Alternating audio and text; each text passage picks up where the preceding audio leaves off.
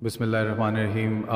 آج ہم pod cost دیکھنے والے ذرا سوچ رہے ہوں گے کہ جگہ بدل گئی ہے، کدھر ہم موجود ہیں۔ تو ہم اس وقت جہلم آئے ہوئے ہیں اور انجینئر محمد علی مرزا صاحب کی قوت ہے جو ہمیں یہاں پہ کھینچ کے لائی ہے۔ الحمدللہ۔ اور ہم علی بھائی کو کم و بیش 5 سال سے میں سن رہا ہوں آپ کے یوٹیوب پہ جو لیکچرز آتے ہیں، اور اس سے بہت کچھ سر سیکھنے کو ملا ہے سر۔ ایک تو آپ کا اخلاق بڑا پسند ہے، آپ کا گفتگو کرنے کا انداز بڑا پسند ہے، آپ کھری بات کرتے ہیں، آپ سائنس کے بارے میں بھی بہت زیادہ علم رکھتے ہیں، تو وہ بھی ایک بڑی ریفریشنگ چیز ہمیں ملتی ہے کہ کوئی دین کی دعوت دے رہا ہے لیکن اس کے ساتھ ان کو سائنس کا بھی علم ہے۔ تو اس حوالے سے میں آپ کا تو سر بہت تھینک یو کرنا چاہوں گا، شکر گزار ہوں کہ آپ نے موقع جزاکم دیا۔ اللہ خیر۔ اور سر پہلا سوال یہی ہے کہ آپ نے مولانا، مفتی ایسا کوئی نام نہیں اپنے شروع میں جوڑا، آپ نے انجینئر سے شروع کیا، تو یہ کیسے اور کیوں؟ لا حول ولا قوة الا باللہ، اللہم صلی علی محمد وعلی آل محمد۔ دیکھیں جی، مولانا یا مفتی تو تب میں لگاتا جب میں آفیشلی یہ لگانے کا حقدار ہوتا۔ پاکستان کے اندر جو لوگ ٹریڈیشنل طریقے سے درس نظامی کے ذریعے دین کے کام کو آگے لے کے چل رہے ہوتے ہیں یا مدرسے کی ڈگری حاصل کرتے ہیں تو وہ پراپرلی اس لفظ کو یوز کرتے ہیں۔ جس طرح کنگ ایڈورڈ میڈیکل کالج کا پڑھا ہوا شخص اپنے ساتھ انجینئر نہیں لکھ سکتا، اور یو اے ٹی سے پڑھا ہوا شخص اپنے ساتھ ڈاکٹر نہیں لکھ سکتا، الا یہ کہ وہ پی ایچ ڈی کر لے، تو ظاہر ہے وہ اپنے ساتھ انجینئر لکھے گا۔ تو یہ ایک وجہ تھی انجینئر ساتھ لکھنے کی، اور قطعاً اس کا مقصد کوئی روب ڈالنا نہیں تھا کہ اپنی ڈگری کا کوئی کسی کے اوپر روب ڈالنا ہے، بلکہ ڈاکٹرز تو عموماً اپنے ساتھ فرسٹ ایئر میں ڈاکٹر لکھنا شروع کر دیتے ہیں، لیکن انجینئرز کے اندر اس چیز کا فقدان پایا جاتا ہے۔ تو میں شروع سے سمجھتا تھا کہ ہمیں انجینئر اپنے نام کے ساتھ انجینئرز کو بھی لکھنا چاہیے، اس وجہ سے نام لکھا، اور تو خاص ریزن نہیں تھی، کوئی روب ڈالنا مقصد نہیں تھا۔ اور انجینئرنگ کی دعوت بھی نہیں دینا تھا کہ لوگ اور انجینئر بنے آپ کو دیکھ کے، کیونکہ آخرکار آپ نہیں، انجینئرنگ کی دعوت تو میں ضرور دوں گا۔ میں سمجھتا ہوں کہ اپلائیڈ سائنسز جو ہے نا، یعنی انجینئرنگ کی جو فیلڈ ہے، یہ مسلمان کو تو ضرور اس فیلڈ میں قدم رکھنا چاہیے۔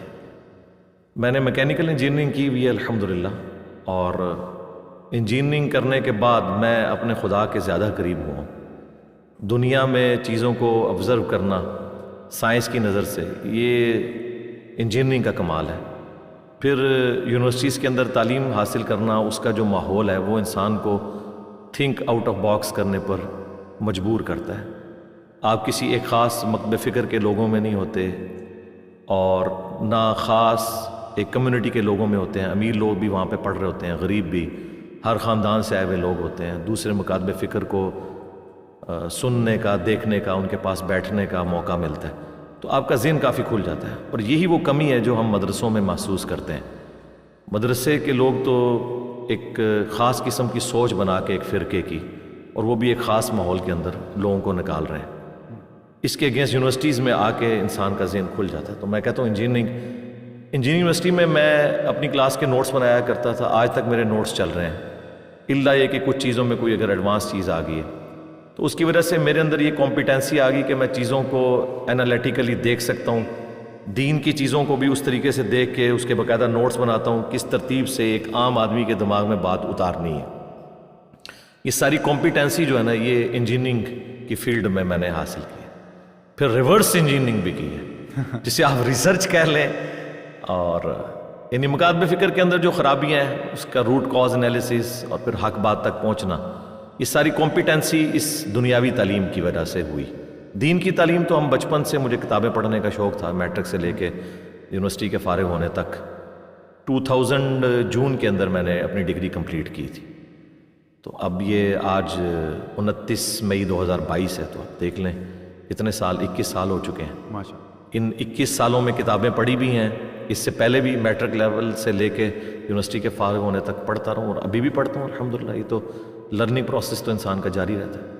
علی بھائی، یہ ایسا کیوں ہے کہ کچھ لوگ سائنس پڑھتے ہیں اور ان کو سائنس کے دریافت کیے گئے قوانین کے ذریعے خدا کا نظام نظر آتا ہے، اور کچھ ایسے لوگ ہیں جو سائنس پڑھتے ہیں اور ان کو کوئی نظام نہیں نظر آتا، ان کو ایک ایسی دنیا جو بس بے وجہ بے مقصد جاری نظر آتی ہے. وہ کائنات میں کہکشاؤں میں دیکھ کے, جس طرح مغرب میں آپ دیکھیں نیل ڈی گریس ٹائسن ہیں, وہ کاسمولوجی کے بڑے پروگرامز بناتے ہیں ڈسکوری پہ, اور ہمیشہ ان کا نقطہ نظر یہی ہوتا ہے کہ کوئی ایسا خالق نہیں ہے جس کا نظام یہ رواں ہو.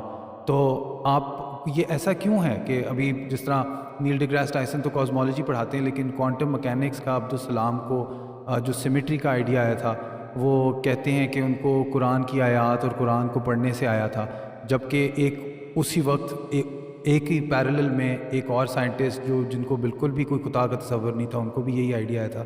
تو یہ اس طرح کا تصادم ہمیں کیوں محسوس ہوتا ہے سائنس کے اندر کہ وہ دین کے یا خلاف ہیں یا ان کو دین اور خدا مل رہا ہے بیچ میں؟ دیکھیں, سائنس جو ہے ایک کامن ریلیجن ہے امنگ ہیومینٹی. سائنس کسی کا ٹھیکہ نہیں ہے کہ یہ مسلمان اس کو لے کے چلیں گے یا ہندو یا کرسچنز یا عیسائی یہودی لے کے چلیں گے. سب نے اپنے اپنے لیول کے اوپر کنٹریبیوٹ کیا ہے سائنس کو. اس وقت اس ماڈرن ایج کے اندر ہمیں سب سے زیادہ کنٹریبیوشن کرسچنز کی نظر آتی ہے یا ایتھیسٹ کی نظر آتی ہے. اس کی وجہ سے یہ مونوپلی بنا کے ایک کلٹ بن چکے ہیں. ایتھیزم بھی تو اس وقت ایک مذہب ہی بن چکا ہے نا. میں نے تو دیکھا ہے جتنا بد اخلاق میں نے ان لوگوں کو پایا ہے, ان کے مقابلے پہ اگر کوئی ہے تو وہ مذہبی طبقہ ہے. ایک لیول کی ان کی گمراہی ہے. جیسے یہ اپنا وہ کانفیڈنس لوز کرتے ہیں نا دلائل میں, تو پھر یہ اپنے اخلاقی رویے جس کا یہ ہمیں درس دیتے ہیں اس سے پیچھے ہٹ جاتے ہیں, کسی ایک گراؤنڈ کے اوپر کھڑے نہیں ہوئے. باقی یہ ضروری نہیں ہوتا کہ آپ اگر سائنس کو پڑھ رہے ہیں تو اس کے بعد آپ خدا تک پہنچ جائیں گے, جب تک کہ آپ اوپن مائنڈ ہو کے پری ڈیٹرمنٹ رزلٹس کے بغیر نہ دیکھیں. میں نے تو دیکھا ہے کئی لوگ ایک فیلڈ کے اندر بڑے ایپیکس کے اوپر ہوتے ہیں, لیکن دوسری فیلڈ کے اندر انہوں نے اپنے اصول اور مبادی ڈفرینٹ رکھے ہوتے ہیں. میں غامدی صاحب کا حوالہ دوں گا. وہ اپنے پنجاب یونیورسٹی کا کوئی واقعہ سنا رہے تھے کہ کوئی ایک ٹیچر ہے جو تبلیغی جماعت سے تعلق رکھتے تھے, انہوں نے فائنانس کی فیلڈ میں یا اکنامکس کی فیلڈ میں کوئی لیکچر دیا تو کہتے ہیں کہ کمال کر دیا. لیکن جب بعد میں نے دین کے بارے میں ان سے ڈسکشن کی, حالانکہ ان کا حلیہ وہی تھا مذہبی, تو لگا کہ آسمان سے زمین پہ آ گیا. دین کے معاملے میں آپ یہاں پہ بھی دیکھ لیں کتنے لوگ ہیں, ریٹائرڈ جنرلز ہیں, سپریم کورٹ کے ججز ہیں, اسی طریقے سے ڈاکٹرز ہیں, انجینئرز ہیں, لیکن دین کے معاملے میں وہ ان پڑھ مولوی کے پیچھے آنکھیں بند کر کے چل رہے ہیں. وہاں انہوں نے اس کو اپلائی نہیں کیا. سائنس کی فیلڈ میں نے دیکھا ہے کہ ہاتھی کے اوپر 40 سال لگا دیے, 25 سال لگا دیے کروکوڈائل کے اوپر, لیکن اس طرف نہیں سوچا کہ کس نے یہ کوالٹی اس کو دی ہیں. وہ کوالٹیز جو آج سائنس ہمیں بتا رہی ہے, جو کروکوڈائل کو خود بھی نہیں پتا ہوگا کہ میرے اندر یہ کمپیٹنسی ہے, وہ اس کو یوز کر رہے ہیں. جس طرح ہم کئی چیزوں کے یوزر ہیں, موبائل کے ہم یوزر ہیں, ہمیں تو نہیں پتا اس کے اندر کیا سسٹم ہے, چلے مجھے یا آپ کو پتا ہوگا سائنس کی وجہ سے, عام بندے کو تو نہیں پتا, لیکن وہ یوز کر رہے ہیں. اس طرح یہ تمام جاندار وہ کمپیٹنسیز یوز کر رہے ہیں جس کا انہیں خود بھی نہیں پتا. تو یقیناً جس کا انہیں خود نہیں پتا, اس کے پیچھے جو سائنس ہے اس کا نہیں ان کو پتا, تو وہ خود تو انہوں نے اپنے آپ کو نہیں بنایا ہوگا جب ان کا اپنے بارے میں نالج اتنا لمیٹڈ ہے.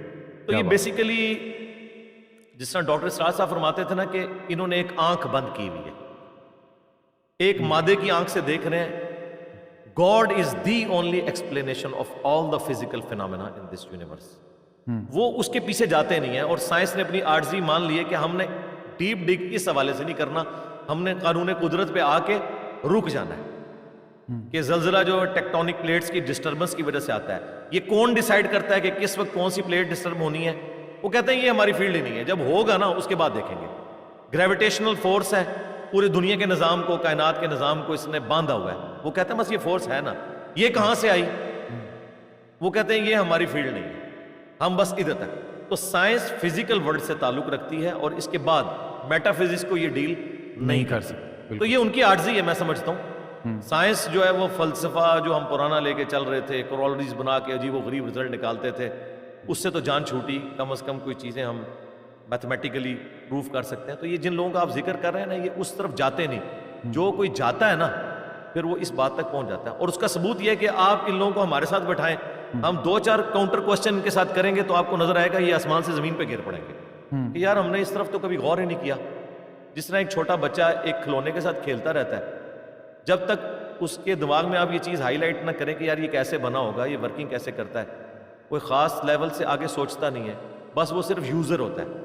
جس طرح ہم لوگ سائنس کی بنائی ہوئی چیزوں کے یوزر ہیں نا, اس طرح یہ جو نیشنل جغرافک یا ڈسکوری یا اینیمل پلانٹ کے لیے ویڈیوز بنا رہے ہیں نا، بس یہ اتنی تحقیق کر رہے ہیں، اس کے پیچھے نہیں جاتے کہ یار کروکوڈائل جو ہے وہ 3000 پاؤنڈز کے ساتھ چیزوں کو یوں گرپ کرتا ہے، ہڈی بھی توڑ کے رکھ دے، لیکن اس کے کھولنے کی صلاحیت اتنی کم ہے کہ اس کے اوپر اگر آپ ٹیپ بھی لپیٹ دیں نا تو وہ اپنا کھول نہیں سکتا۔ یہ کون سے مسلز ہیں جو یہاں تو اتنی پاور رکھتے ہیں، کھولنے میں نہیں رکھتے؟ یہ کس نے اس کے اندر یہ کوالٹیز رکھی ہوئی ہیں؟ اس بیچارے کو تو خود بھی نہیں پتا۔ آپ حیران ہوں گے، ابھی پیسیفک میں اور اٹلانٹک میں گہرائیوں کے اندر ایسی مخلوقات، ان کی ویڈیوز آ چکی ہیں نیشنل جغرافک اور ڈسکوری چینل کے اوپر، کہ جن کے اندر سیم وہی سسٹم ہے جو آج کی لیٹسٹ سب میرینز میں یوز ہو رہے ہیں۔ اب ہم نے اتنے صدیوں کے بعد دھکے کھا کے جو چیزیں سیکھی ہیں، اور وہ مخلوقات تو لاکھوں سال سے ایگزسٹ کر رہی ہیں۔ آپ کی سب میرین کا تو ڈیزائنر ہے اور ایوالو ہوا ہے یہ ڈیزائن کئی لوگوں کے کنٹریبیوشن کے بعد، اور وہ ڈیزائن خود بخود بن گیا۔ آپ کی سب میرین میں تو آپ فیول خود ڈالتے ہیں، اور وہ جو سب میرینز پھر رہی ہیں وہ اپنا فیول بھی خود تلاش کرتی ہیں اور اپنی ریپروڈکشن بھی کرتی ہیں۔ آپ کی سب میرین تو کوئی بچہ نہیں دیتی، نہ اس کا آگے سے کوئی بچہ ہوتا ہے، اس کے اوپر اربوں ڈالر لگانے پڑتے ہیں۔ یہ تو کسی کے بنانے سے بنے ہیں، اور وہ خود بخود بن گئی ہے چیز۔ میں اکثر کہتا ہوں کہ اس کائنات میں ہر چیز معجزہ ہے، لیکن ہم ان معجزات کے عادی ہو چکے ہیں۔ اگر کوئی شخص ایسی دنیا کا رہنے والا ہو جس سے یہ ایکسپیرینس نہ ہو کہ انڈے میں سے چوزا نکلتا ہے، اور اس نے انڈے کو صرف کھانے کے طور پر توڑ کے اس لیسدار مادے کو یوز کیا ہو، وہ کبھی بھی یقین نہیں کرے گا اس میں سے اتنا خوبصورت چوزا اور یہ بڑا ہو کے اتنا بڑا مرغا بن جاتا ہے۔ لیکن ہمارے یہ روٹین میں ہے، اس لیے ہمیں کوئی آکورڈ نہیں لگتا۔ ایک بیج 6 ارب گنا بڑا درخت بن جاتا ہے۔ اگر کوئی ایسی دنیا کا باشندہ ہو جسے نہ پتا ہو کہ اس بیج میں سے یہ سارا درخت نکلتا ہے اور اس میں ایک ایک ٹائنیز ڈیٹیل اس بیج کے اندر موجود ہے، وہ کبھی نہیں مانے گا کہ اتنا ڈیٹا اتنی چھوٹی سی ہارڈ ڈسک میں کیسے آ سکتا ہے۔ پھول کے لگنے کا ٹائم، اس کے پکنے کا ٹائم، اور دیکھیں آپ ایک ہی زمین سے سراب ہوتی ہیں ساری چیزیں، ذائقے مختلف ہوتے ہیں، اور یہ وہ چیزیں ہیں جو اللہ تعالیٰ نے سورۃ الانعام میں بیان کی ہیں۔ وہ فزیکل ایکسپیرینسز جو آج سے 10,000 سال پہلے کا انسان بھی ایکسپیرینس کر سکتا تھا، آج کا انسان بھی اور آنے والا انسان۔ اس لیے قرآن اس طرح کی سائنس کی چیزوں کو، فزیکل فینومینا آف نیچر کو جو ہے وہ ڈسکس کرتا ہے۔ سائنس نے دیکھیں، ہم سائنس کا علم حاصل کر کے بڑے کانفیڈنٹ ہو جاتے ہیں۔ مجھے بتائیں، اگر سائنس نے یہ چیز سیکھ لی ہے کہ سورج مشرق سے نکلتا ہے اور مغرب میں غروب ہوتا ہے ود رسپیکٹ ٹو زمین، ویسے تو غروب ہی نہیں ہوتا، کیا اس قانون نے سورج کو پیدا کیا؟ کیا یہ پتا چل جائے کہ سورج میں یہ گیسز ہیں تو کیا اس انفارمیشن نے سورج کو پیدا کر دیا؟ نہیں۔ یہ ساری انفارمیشن سائنس کی میتھمیٹیکل ماڈلز جو ہیں، یہ انسان کو وہ چیزیں سمجھنے میں آسانی دیتے ہیں۔ یہ کریٹر نہیں ہے اس چیز کے، کریٹر تو اس فزیکل ورلڈ سے ہٹ کے چیز۔ تو آپ نے آج کل کے جو جدید علماء ہیں ان میں دیکھا ہوگا کہ سائنس کی تھوڑی نالج کی کمی ہے، آپ کے اندر وہ دونوں چیزیں جنم لیتی ہیں، دین کا تصور بھی ہے، سائنس کا بھی تصور آپ سمجھتے ہیں، اور تو آپ کو یہ جو پستی میں گر گئے ہیں ہمارا علم، جہاں تک مذہبی فکر کے لوگوں کی بات ہے، تو آپ کو اس کی کیا سبب کیا ہے اس کا، کہ کیوں ایسا ہوا ہے کہ ایک زمانہ تھا؟ یہ ہمارا مدرسہ سسٹم ہے جی۔ جب انگریزوں کی غلامی میں ہم لوگ رہے تو ہم نے، جن لوگوں نے ہمیں تعلیم کی طرف مائل کیا، بدقسمتی کے ساتھ ان میں سے بعض لوگ ایک ریڈ لائن کو کراس کر گئے، جس طرح سر سید احمد خان، اس کی وجہ سے لوگوں نے یہ کنکلوڈ کر لیا کہ سائنس کی تعلیم اینٹی مذہب، حالانکہ یہ دونوں کا ٹاپک ہی ڈفرینٹ ہے۔ فزکس کیمسٹری کے خلاف کیسے ہو سکتی ہے؟ دونوں الگ ٹاپکس ہیں۔ دین جو ہے وہ فزیکل ورلڈ کے ساتھ تعلق نہیں رکھتا، بلکہ ریویلڈ نالج کے ساتھ تعلق رکھتا ہے۔ ہاں، ایکوائرڈ نالج، سائنس کا علم جو اس کو ایڈریس وہ ضرور کرتا ہے، لیکن اس علم کے ذریعے وہ کہتا ہے آپ خدا کا تعارف کریں کہ اس کے پیچھے خدا ہے جو ان ساری چیزوں کو لے کے چل رہا ہے۔ شروع میں سلطنت عباسیہ کے دور کے اندر مسلمانوں نے سائنس میں بڑی ترقی کی ہے۔ پوری دنیا کا اس وقت جو آپ کا میتھمیٹکس کا نظام ہے، الیکٹرانکس کا نظام، الجبرا کے اوپر چل رہا ہے۔ یہ لفظ ہی عربی کا ہے، الجبرا، آپ اندازہ لگائیں، ساری بنیادیں وہیں سے تھیں۔ بعد میں ظاہر ہے مسلمان پھر اور چکروں میں پڑ گئے، اس کی وجہ سے سستی ہوگی۔ پھر جب ان پہ کلونین پاورز آ گئیں، انہوں نے پھر سائنس کی تعلیم کی بجائے اپنے آپ کو انہی کتابوں تک محدود کر لیا، اور سائنس کا علم اور جو دین کا علم ہے اس کو الگ تصور کرنا شروع. آپ تو کہہ رہے ہیں نا علماء کے پاس سائنس کے علم کی کمی ہے, معذرت کے ساتھ ان کے پاس سائنس کا علم ہے ہی نہیں. کمی کی کون سی بات ہے, ان کو سائنس کی ڈیفینیشن نہیں پتا, کسی ایک ٹاپک کے اوپر یہ جنرل گفتگو بھی نہیں کر سکتے. اور میں اکثر کہتا ہوں کہ سائنسدانوں کا آپ حوصلہ دیکھیں, آپ ان کی تحقیق کو بیان کریں, وہ خوش ہوتے ہیں. وہ کبھی نہیں کہتے یہ میری تحقیق تھی تم کیوں بیان کر رہے ہو. وہ اتنا اپنے اس ریلیجن کو آن کرتے ہیں کہ یار سائنس اس رزلٹ پہ پہنچی اور سائنس پھلے پھولے ہمیں خوشی ہوتی. لیکن مذہبی طبقہ, آپ ان میں سے کسی کی چھوٹی سی تحقیق اٹھائیں اور وہ اس کو آپ پریزنٹ کریں, وہ کہتے ہیں یار اس کو تو آتا ہی کچھ نہیں تھا, اس نے تو فلاں جگہ یہ بات پڑھی. وہ اس طرف, یعنی یہ کیڑی سے بھی زیادہ معمولی ان کا دل ہوتا ہے. اس لیے میں نے تھنک آؤٹ آف باکس کیا. میں نے سارے علماء کو پڑھا, ساروں کے قرآن کے ترجمے پڑھے, ساروں کے اختلافی موضوعات پڑھے, پھر اوریجنل کتابوں کے ساتھ اسے میچ کیا, پھر ایک پبلک میں چیز سامنے رکھ دی کہ یہ دیکھیں اگر آپ کتابوں کو مانتے ہیں تو کتابوں کا دین یہ ہے, اور اگر آپ فرقوں کے دین کو لے کے چل رہے ہیں تو سب نے اپنی اپنی مرضی کی چیزیں لی ہوئی ہیں اور اس کے اوپر وہ اڑے. میں نے اپنی یونیورسٹی میں یہ چیز آبزرو کی ہے, شروع سے میرے اندر یہ جستجو والا ایک مادہ تھا. جو ٹیچر بھی کسی ایسے پیریڈ میں آتا تھا جس میں بیٹھا ہوتا تھا تو وہ ٹیچر کی کانپیں ٹانگ رہی ہوتی تھی کہ یہ بڑا خطرناک ہے. ٹھیک ہے, اس وجہ سے کہ میں چیزوں کو آبزرو کرتا تھا, پھر کاؤنٹر کوسچن کرتا تھا. یہ عادت شروع سے, اسی چیز کو میں نے جب دین پہ اپلائی کیا تو میں ایک آپٹیمل سولوشن تک الحمدللہ ہر معاملے میں پہنچتا ہوں. اور لوگ کہتے ہیں آپ اپنے عقائد و نظریات جو آپ نے اخذ کیے ہیں اس کو ریوزٹ, جی ضرور کریں گے, لیکن وہ جتنی بھی ریسرچ کرنی ہے وہ آلریڈی کر کے ایک رائے سامنے رکھیں. کبھی کوئی غلطی لگ سکتی ہے انسان کو, بدنیتی کے ساتھ نہیں, لیکن اوورآل الحمدللہ پوری محنت کرنے کے بعد ایک رائے ہم رکھتے ہیں. اور اس کے پیچھے وہی دنیاوی تعلیم بھی ہے کہ جس نے ہمیں ایک تھنک آؤٹ آف باکس کرنے کا جذبہ پیدا کیا. مدارس سسٹم کی آؤٹ پٹ کبھی بھی مولانا مودودی, ڈاکٹر اقبال, ڈاکٹر اسرار, ڈاکٹر ذاکر نائک, احمد دیدات کبھی بھی نہیں ہوں گے, کیونکہ اس سسٹم کے اندر آپ کی صلاحیتوں کو زنگ لگ جاتا ہے جب آپ کو ایک خاص سوچ کے اندر محدود کر دیتے ہیں اور بس اسی سلیبس کے ساتھ لے کے چلتے ہیں. اس میں بھی سلیکٹیو چیزیں, یہ نہیں ہے کہ یہ کتاب حدیث کی مکمل پڑھائیں گے, نہیں, سلیکٹیو, ورنہ تو سارے ایک ہی پیج پہ نہ آ جائیں. مجھے بتائیں دنیا میں انگلش کے 2 مختلف پروفیسر اٹھا لیں دنیا سے, کوئی یہ نہیں کہے گا ایک کہ بی یو ٹی بٹ ہوتا ہے انگلش میں اور دوسرا کہ بی اے ٹی بٹ ہوتا ہے. ایک ہی بات کرتے ہیں. فزکس کے لوگ جو اسٹیبلش سائنٹیفک فیکٹس ہیں ایک ہی بات اس کے بارے میں کرتے ہیں. اگر گریویٹیشنل فورس کی بات ہوگی تو سارے نیوٹنز لا آف گریویٹیشن ایک طریقے سے بیان کریں گے, لیکن سرکار قرآن کے پہلے صفحے پہ لکھا ہے ایاک نعبد و ایاک نستعین. آپ اس کی انٹرپریٹیشن دیکھیں, بالکل واضح لکھا ہے کہ دعا اللہ سے مانگنی ہے. کوئی قبر والوں کو پکار رہا ہوگا, کوئی مرے ہوئے لوگوں کو پکار رہا ہوگا, کوئی کسی جن کو پکار رہا ہوگا, کسی فرشتے کو, حالانکہ قرآن اپنی تعلیمات میں بالکل واضح ہے.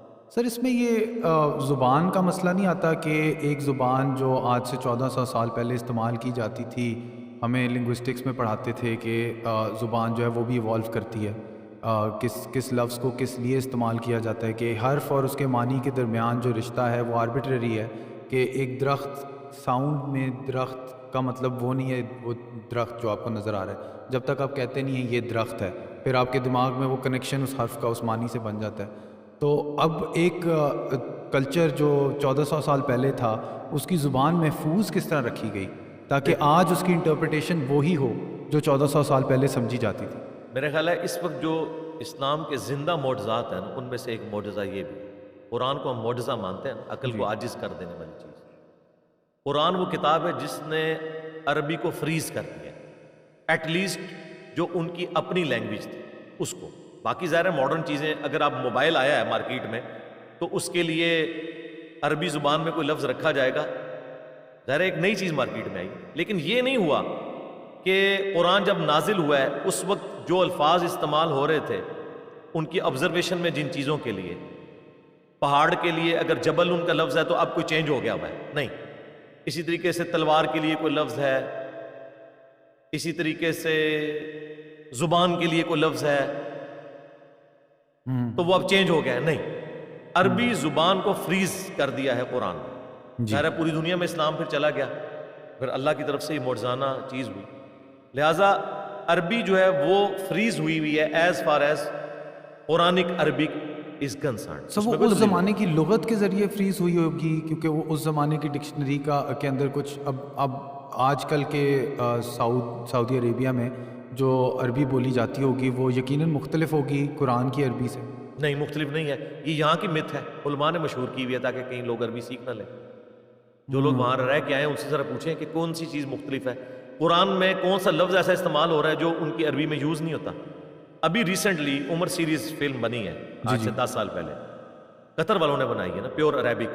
آپ کو لگے گا قرآن ہی پڑھ رہے ہیں, ساری ڈکشنری وہی یوز ہو رہی ہے, ان کا سٹائل بھی بولنے کا وہی ہے. یہ تو نہیں کہ 1400 سال پرانے کوئی انہوں نے ڈی این اے کے ذریعے بندے پروڈیوس کر کے لے آئے, یہ آج کے لوگ ہی ہیں نا. اسی طریقے سے قرآن کی عربی بالکل فریز ہے. اور جو آپ نے ڈکشنری کی بات کی, ڈکشنری جو ہے نا یہ لینگویج کے بعد آتی ہے. جی ڈکشنری بنائی جاتی ہے لینگویج کو سمجھنے کے لیے. جو لوگ اہل زبان ہوتے ہیں انہیں ڈکشنری کی ضرورت نہیں ہے. ہم نے اردو جو ہے ڈکشنری سے تو نہیں سیکھی ہے, پنجابی ڈکشنری سے سیکھی ہے. پنجابی تو ہم لکھ بھی نہیں سکتے لیکن بولتے اتنی اچھی ہیں, ٹھیک ہے.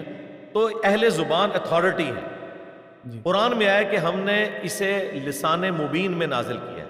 عرب کے جو بادیہ نشین لوگ تھے نا, وہاں کے رہنے والے لوگ, ان کی عربک ڈائلیکٹس کے اندر یہ نازل ہوئی ہے. اس میں کچھ الفاظ کا فرق ہوتا ہے, وہ آج بھی موجود ہے. اور قرآن بھی 7 قرات کے اندر نازل ہوا ہے. یہ ایک قرات ہے جو اس وقت پوری دنیا میں پڑھی جا رہی ہے, اس کے علاوہ بھی ہے, لیکن وہ عربی اسی طریقے سے, اس میں کوئی فرق نہیں ہے. اور یہ قرآن کا پھر اتنی انٹرپریٹیشن میں اتنے اختلافات کیوں؟ انٹرپریٹیشن میں اختلافات علماء کی وجہ سے آئے ہیں. ترجمے میں کہیں نہیں آیا, انٹرپریٹیشن میں آیا, تفسیر میں آیا. اچھا مجھے یہ بتائیں, قرآن کو تو چھوڑ دیں, دنیا میں انگلش زبان اس وقت دنیا میں سب سے زیادہ بولی اور سمجھی جاتی ہے. انگلش کا اگر میں ایک مضمون لکھ کے دوں ایسے 10 لوگوں کو جو اردو کی فیلڈ میں بھی اپنی ایپیکس کو ہوں, اور انہیں کہوں کہ اسے اردو میں ٹرانسلیٹ کرو, اپروپریٹ ورڈ ڈھونڈ کے, اور انہیں انگلش بھی اسی لیول کی آتی ہو, تو کیا آپ سمجھتے ہیں کہ 100% ایک جیسا ترجمہ کریں گے؟ لیکن مفہوم ایک جیسا. ہاں, بسم اللہ الرحمن الرحیم کا ترجمہ کوئی کرے گا, اللہ کے نام سے شروع جو مہربان رحم فرمانے والا ہے.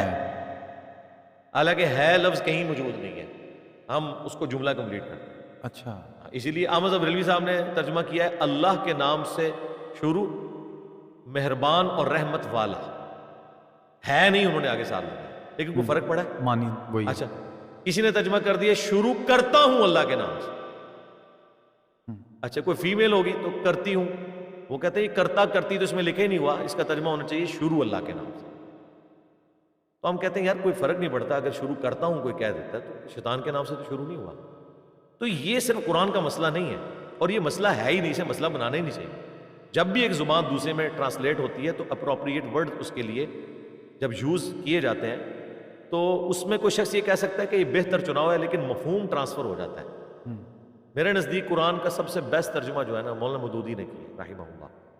انہوں نے قرآن کا جو عربی زبان کا سوز و گداز تھا نا اسے ٹرانسلیٹ کیا اردو میں اس طریقے سے, اپروپریٹ ورڈز. یعنی مجھے قرآنک عربی کافی حد تک آتی ہے, مجھے ضرورت نہیں پڑتی ترجمے والا قرآن کھولنے کی, لیکن وہی جو سوز و گداز مجھے عربی میں قرآن پڑھتے ہوئے محسوس ہوتا ہے نا, وہ مولانا مودودی کے ترجمے میں فیل ہوتا ہے. اور انہوں نے جو تفہیم القرآن کا مقدمہ لکھا ہے نا اس میں انہوں نے یہی بات لکھی ہے کہ میں اس کو اس طرح نہیں ترجمہ کروں گا کہ نہیں, قرآن چونکہ لٹریچر کی زبان ہے, میں لٹریچر میں اسے ٹرانسلیٹ اس طریقے سے کروں گا تاکہ اس کی تھیم, اس کے اندر جو زور اور پیشن ہے وہ اسی طریقے سے ٹرانسفر ہو جس نے عرب کے لوگوں میں بجلی بھری ہے. اور یقین کریں قرآن آج بھی ہم پڑھتے ہیں نا, مجھے تو یہ میں کتنی بار اس کو ترجمے سے پڑھ چکا ہوں الحمدللہ, اور بڑے پیشن کے ساتھ.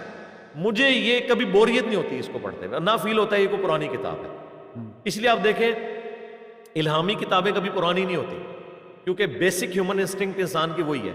آج بھی انسان دنیا میں اسی طریقے سے پیدا ہو رہے ہیں جیسے پہلے پیدا ہوتے تھے. آج بھی ماں باپ کا رشتہ ہے, بیوی بچوں کا رشتہ ہے. آج بھی انسان کھانا کھاتا ہے تو زندہ رہتا ہے, 24 گھنٹے کے بعد ایک دفعہ اسے سونے کی حاجت ہوتی ہے, اور جو اس نے کھایا ہے اس کو نکالنا اسے پڑتا ہی ہے. یہ ساری کمزوریاں اس کے ساتھ اٹیچ ہیں. بڑھاپے کو وہ ٹال نہیں سکتا, موت کو ٹال نہیں سکتا. کیا انسان میں کوئی فرق آیا؟ زیادہ سے زیادہ ہم تھوڑے سال پسند ہو گئے ہیں, ہم نے اپنی زندگی آسان کر لی ہے, لیکن ہم اپنے آپ کو بوڑھا ہونے سے روک تو نہیں پا رہے, نظر کمزور ہونے سے روک تو نہیں پا رہے, اپنے آپ کو نیند سے آزاد تو نہیں کر پا رہے. وہ ساری چیز تو ہمارے ساتھ اسی طرح لگی ہوئی ہیں. ٹھیک ہے, سیکس سب سے زیادہ امپورٹنٹ جذبہ, فرائڈ نے تو ابھی کہا ہے نا, قرآن تو بہت پہلے کہہ رہا ہے زُجِّنَ لِلنَّاسِ حُبُّ الشَّهَوَاتِ مِنَ النِّسَاءِ, انسان کے لیے مزین کر دی گئی ہیں شہوت والی چیزیں جن میں انسان کی خواہش ہے. پہلے نمبر پہ عورتیں, تو آج بھی اسی طریقے سے ہے. فرعونیت آج بھی اسی طریقے سے ہے. آج اس کا نام کچھ اور ہوگا, پوسٹ وہی موجود ہے. اس لیے الہامی کتابیں کبھی پرانی نہیں ہوتی. یہ لوگ کہتے ہیں 1400 سال, سر 14,000 سال پرانی بات بھی ہو تب بھی کیا جھوٹ بولنا آج اگر برا سمجھا جا رہا ہے تو آج سے 14,000 سال پہلے برا نہیں تھا؟ کسی کے ساتھ حسن سلوک کرنا اس زمانے میں اگر اچھا تھا تو آج اچھا نہیں ہے. کسی کو دھوکہ دینا اس زمانے میں اگر برا تھا تو آج نہیں ہے. یہ اخلاقی رویے, یہ ساری کی ساری چیزیں یہ کبھی بھی نہیں بدلتی. اس لیے الہامی کتابوں کو ضرورت ہی نہیں پڑتی, یہ اخلاقیات کے ساتھ ڈیل کرتے ہیں. رہ گی سائنس یا آپ کے جدید مسائل, اس میں تو قرآن حکیم نے آپ کو اوپن چھوڑ دی ہوئی ہے. ایک آیت کے اندر وَلَا تَقْفُ مَا لَيْسَ لَكَ بِهِ عِلْمٌ إِنَّ السَّمْعَ وَالْبَصَرَ وَالْفُؤَادَ كُلُّ أُولَٰئِكَ كَانَ عَنْهُ مسئولا. سورہ بنی اسرائیل میں جو 10 کمانڈمنٹس کا جو قرآنک ورژن ہے اس میں یہ آیت نمبر 36 ہے, اے انسان کسی چیز کی پیروی اس وقت تک مت کر جب تک کہ تجھے اس کے بارے میں ڈیفینیٹ علم حاصل نہ ہو جائے. بے شک کان, آنکھ اور عقل اس کے بارے میں پوچھا جائے, دل ہو یا دماغ کوئی بھی چیز. تو ہمیں یہ ایک سمجھ لیں کی دے دی اللہ تعالیٰ نے کہ آپ نے اپنے حواس خمسہ کو یوز کر کے ڈیفینیٹ علم کے اوپر بنیاد رکھنی ہے. آپ نے یہ نہیں کہنا کہ زلزلہ اس لیے آتا ہے کہ وہ ایک گائے نے ایک سینگ کے اوپر زمین کو اٹھایا ہوا ہے, نہیں. اس کی کوئی دلیل نہ ریویلڈ نالج میں ہے نہ ایکوائرڈ نالج. جب تک ڈیفینیٹ علم نہ ہو آپ نے اس چیز کو اڈاپٹ نہیں کرنا. سائنس سے ہمیں اسی لیے محبت ہے کہ وہ ڈیفینیٹ علم کی طرف بلاتے ہیں. اس کو سپورٹو میں ایک حدیث بیان کرتا ہوں, پھر آپ اگلا سوال کریں اپنا. صحیح مسلم میں اوپر تلے 4 احادیث ہیں. نبی علیہ السلام ایک جگہ سے گزرے تو کچھ لوگ کھجور کی پیمند کاری کر رہے تھے اس کے میل اور فیمیل کے اعتبار سے فصل حاصل کرنے کی. نبی علیہ السلام فرمایا اگر یہ نہ کرو تو کیا ہے؟ ان کا یا رسول اللہ اس سے فصل زیادہ ہوتا. آپ علیہ السلام وہاں سے چلے کہ خاموش ہو. انہوں نے اسے حکم سمجھا, انہوں نے اس سال وہ معاملہ نہیں کیا. فصل تھوڑی ہوگی کیونکہ 295C نہیں تھی. اوپنلی آ کے حضور سے شکایت کی, یا رسول اللہ آپ نے یہ کہا تھا دیکھیں ہماری تو فصل کم پڑ گئی ہے. آپ نے فرمایا کہ میں نے تمہیں یہ تو نہیں کہا تھا کہ یہ نہ کرو, میں نے تو ایک پوچھا تھا اور ایک مشورہ دیا تھا. انتم اعلم بامر دنیاکم, تم اپنے دنیا کے کاموں کو مجھ سے بہتر سمجھتے ہو. پھر آپ نے ساتھ فرمایا اگر میں تمہیں اللہ کے ریفرنس سے کوئی بات کروں دین کے حوالے سے وہ تم لے لیا کرو, لیکن تمہارے دنیاوی معاملات میں اگر میں تمہیں کوئی سجیشن دوں تو جو چیز تم نے ایکسپیرینس سے حاصل کی ہے تم اسی کو فالو کرو. یار اتنا جگرا کسی کا ہو سکتا ہے کہ پروفٹ ہو, لیڈر بھی ہو, جس کے ساتھ آپ کا ایمان جڑا ہوا ہے, اور وہ شخص اپنے آپ کو پیش کرے کہ نہیں بھئی سائنٹیفک فیکٹس کے حوالے سے اگر میں کوئی بات کرتا ہوں تمہارا ایکسپیرینس کسی فیلڈ میں ہے تو اسے فالو کرو.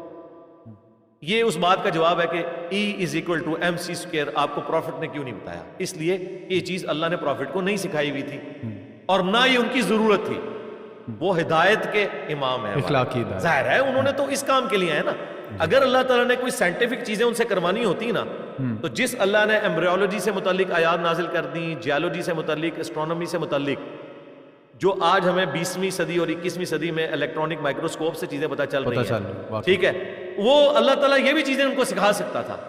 لیکن قرآن کا جو مقصد ہے انسانیت کی ہدایت ہے.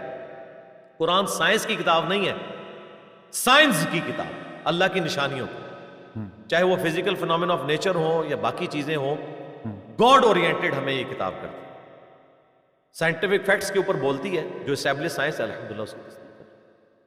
سر پھر یہ اتنی ایک کتاب ہے جس کا آپ کہتے ہیں کہ انٹرپریٹیشن کے اندر چلو تھوڑے بہت مختلف انٹرپریٹیشنز بھی آ جائیں گی, لیکن اس کا کم از کم معنی جو ہے وہ محفوظ رہے گا. ہاں جی محفوظ.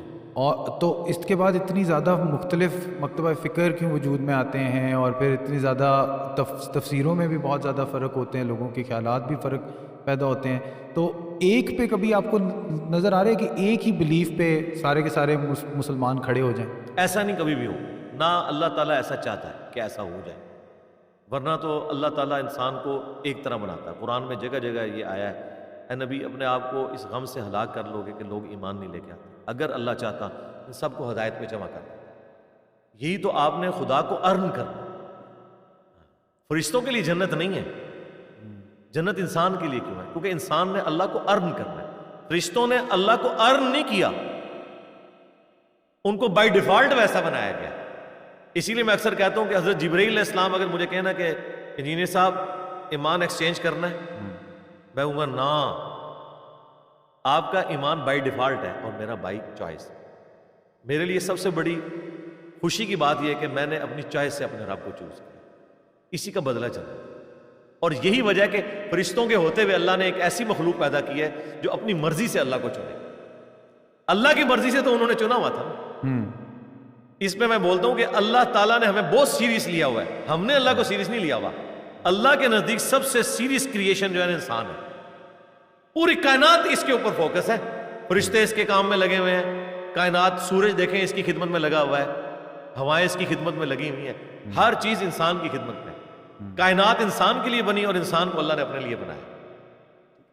تو یہ انٹرپریٹیشن کا فرق اس لیے آتا ہے کہ چونکہ سوچنے سمجھنے کی صلاحیت ہے، تو سوچنے اور سمجھنے کی جب صلاحیت ہے اور شر اور خیر کا مادہ اللہ نے ہمیں ودیت کیا، فَأَلْهَمَهَا فُجُورَهَا وَتَقْوَاهَا. اگر میں آپ سے پوچھوں کہ اگر یہ بات طے ہے کہ کسی کو ناحق قتل کرنا یہ بری چیز ہے، تو پھر لوگ ایک دوسرے کو قتل کیوں کر دیتے ہیں؟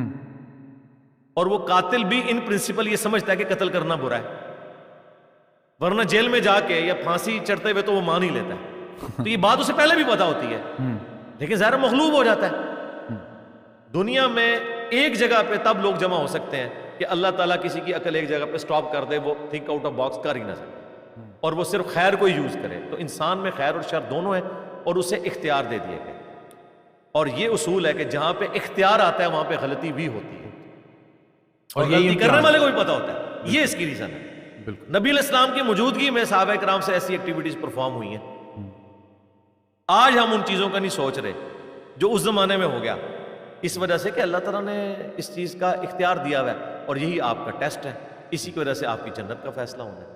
تو اللہ تعالیٰ نے ہمیں ایسا بنایا نہیں ہے نا.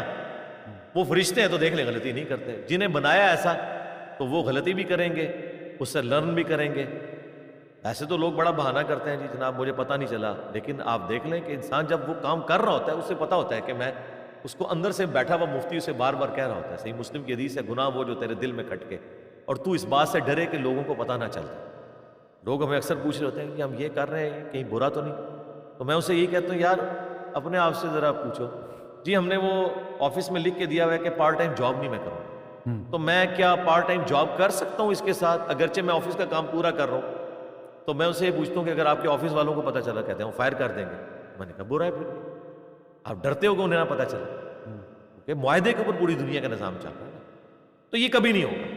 یا دنیا کی عقل لے لی جائے، انہیں بھیڑ بکریوں کی طرح ایک جگہ جمع کیا جائے، پھر اختلاف ختم ہو جائے گا.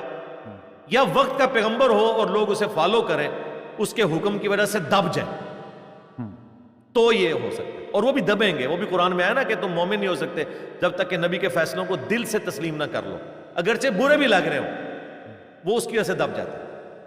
ادروائز آج بھی بغاوت ہے. آپ دیکھیں اگر باہر کے ملکوں میں قانون سخت نہ ہو، کیمرے نہ لگے ہوئے ہوں، تو آپ دیکھیں برائی اسی طریقے سے ہوتی ہے. بجلی جب چلی جاتی ہے تو کیا سٹورز کے اوپر چوریاں نہیں ہوتی ہیں؟ ہوتی ہیں نا، کیونکہ انہیں پتہ چلتا ہے وقتی طور پہ تھوڑا سا معاملہ ٹل گیا. تو وہاں پہ جو آپ کو خیر نظر آ رہی ہے نا، وہ قانون کی حکمرانی کی وجہ سے ہے. ہمارے معاشرے میں جو آپ کو خیر کا ایلیمنٹ جہاں پہ نظر آ رہا ہے نا، وہ گاڈ اورینٹڈ ہونے کی وجہ سے. یہ حقیقت ہے. ادروائز یہاں پہ جتنی غربت ہے، یہاں پہ جتنے لوگ پس پرسی کا شکار ہیں، جتنے دنیا کے لیے ان کے اندر ہوس پائی جاتی ہے، یہ تو چیڑ پھاڑ کے رکھ دیں گے. خدا خوفی پھر بھی موجود ہے. مذہب نے اس معاشرے کو کافی حد تک سنبھالا ہوا. اس معاشرے کو قانون کی حکمرانی نے سنبھالا، انصاف نے سنبھالا. اور یہاں پہ اگر انصاف آ جائے تو نور علی نور. اس لیے آپ دیکھیں یہاں سے جو لوگ اس معاشرے میں جاتے ہیں، اس معاشرے کے لوگ بھی یہاں کے لوگوں کی تعریف کرتے ہیں کہ یہ ہم سے بیسٹ پرفارم کر رہے ہیں. وجہ یہ کہ وہ نور علی نور ہو جاتا ہے. ان کے تو مذہب میں بھی یہ بات اسی طریقے سے، اور وہاں پہ قانون کی وجہ سے ماننا بھی پڑتا ہے، تو وہ زیادہ بونافائڈ ہو جاتا ہے. کیا بات. علی بھائی، اگر امتحان کے ہی مقصد کے لیے اس دنیا کو بنایا گیا ہے اور اب اسی وجہ سے ہم غلطیاں بھی کھائیں گے اور ہم انسان ہیں، اور ہمیں اسی لیے وہ اخلاقی ہدایت بھی اسلام کے ذریعے دی گئی ہے تاکہ ہم اپنے آپ کو پخت کرنے کی کوشش کریں. تو ہمیں نظر تو نہیں آ رہا کہ ایک چیز پہ لوگ اکٹھے ہوں گے، ایک ہی مسلمانیت اگر کہہ سکتے ہیں اس پہ لوگ اکٹھے ہوں گے. تو آپ کو کیا لگتا ہے کہ ایک فرد کو، ایک انسان کو کس طرح کا اپروچ بنانی چاہیے کہ وہ پوری زندگی اپنے آپ کو دین کی روشنی سے اپنے آپ کو پاکیزہ کرتا رہے، اپنے اندر جو برائیاں ہیں ان کو ختم کرتا رہے؟ تو وہ کیا ایک اپروچ ہونی چاہیے؟ دیکھیں اس میں پیسمسٹک اپروچ نہیں ہونی چاہیے، میں بڑا آپٹیمسٹک ہوں. دیکھیں جو چیزیں کامن ہیں ان کے اوپر تو عمل کرنے میں آپ کو کسی فرقے نے نہیں روکا. کون سا فرقہ کہتا ہے کہ جھوٹ بولنا جو ہے یہ اچھا ہے؟ سارے کہتے ہیں برا ہے. بے پردگی کو تمام مکاتب فکر غلط سمجھتے ہیں. مرد و عورت کے ناجائز اختلاط کو سب لوگ برا سمجھتے ہیں. خاوند کا بیوی کو چیٹ کرنا، بیوی کا خاوند کو چیٹ کرنا، اس کو سب لوگ برا سمجھتے ہیں. تو آپ اگر ریلیجن کے اندر بھی آ جائیں تو بہت ساری چیزیں جو کامن ہیں. 5 نمازیں ساروں کے نزدیک ہیں، ہر نماز کی جو فرض رکھتے ہیں وہ سب کے نزدیک کامن ہے، اس کی بیسک سٹرکچر کامن ہے، سب لوگ قبلہ رخی نماز پڑھتے ہیں. تو کامن چیزیں تو بہت ساری ہیں، ان پہ کیا ہم نے عمل کر لیا؟ تو معذرت کے ساتھ اس پہ بھی عمل نہیں کیا. اس کی وجہ سے فرقہ واریت نے تو نہیں روکا ہوا، کسی فرقے نے روکا ہوا ہے کہ ایک سنی جو ہے وہ جھوٹ بول رہا ہے اس وجہ سے کہ کیا سنیت میں جھوٹ بولنا ہے، یا ایک شیعہ جھوٹ بول رہا ہے تو اس وجہ سے کیا شیعہ کہتے ہیں جھوٹ بولنا چاہیے؟ نہیں، وہ اپنے نفس سے مغلوب ہو کے اور خام خواہ اسے مذہب کے کھاتے میں ڈال رہا ہے یا فرقہ واریت کے کھاتے میں ڈال رہا ہے جان بوجھ کے. اس سے جیسا میں کہتا ہوں ایتھیسٹ چونکہ اپنی مرضی کی زندگی گزارنا چاہتے ہیں نا، تو وہ خدا کو پھر غائب کر دیتے ہیں. انہیں پتہ ہے خدا ہی رکاوٹ ہے، قدغن تو خدا لگاتا ہے. تو پھر جس طرح ایک کبوتر جب بلی کو غائب نہیں کر سکتا تو وہ آنکھیں بند کر لیتا ہے، وہ سننا بھی نہیں چاہتا. وہ آپ کو ساری لاجکس سائنس کے پیچھے دے گا، جب وہی لاجکس اسے پیش کی جائیں کریٹر کے بارے میں تو وہ کہے گا نہیں یہ بات نہ کریں. اور ہم نے دیکھا کس طرح وہ کسپرسی کا شکار ہوتے ہیں جب ان کے ساتھ ایگزسٹنس آف گاڈ کے اوپر بات کی جاتی ہے تو وہ وہی رویہ اختیار کرتے ہیں جو بلائنڈ قسم کے فالورز کرتے ہیں، اسی اصول اور مبادی کے اوپر بھاگ جاتے ہیں. تو مذہب کے اندر آپ کی اپروچ یہ ہو کہ جو کامن چیزیں ہیں اس کو آپ فالو کریں. پلس قرآن کے اوپر تو سب کا اتفاق ہے نا، سنی شیعہ سے بھی اوپر. قرآن ہماری عقیدے کی کتاب، کوئی تبدیل نہیں ہوئی، اس کا ترجمہ بھی سب کا سیم، بالمفہوم بھی آلموسٹ سیم. الفاظ کے چناؤ میں فرق ہو سکتا ہے، اس سے کوئی فرق نہیں پڑتا. کبھی ہم نے کوشش کر کے دیکھی ہے. اب معاشرے میں مشہور ہے کہ جی شیعہ کہتے ہیں قرآن کے 40 پارے ہیں.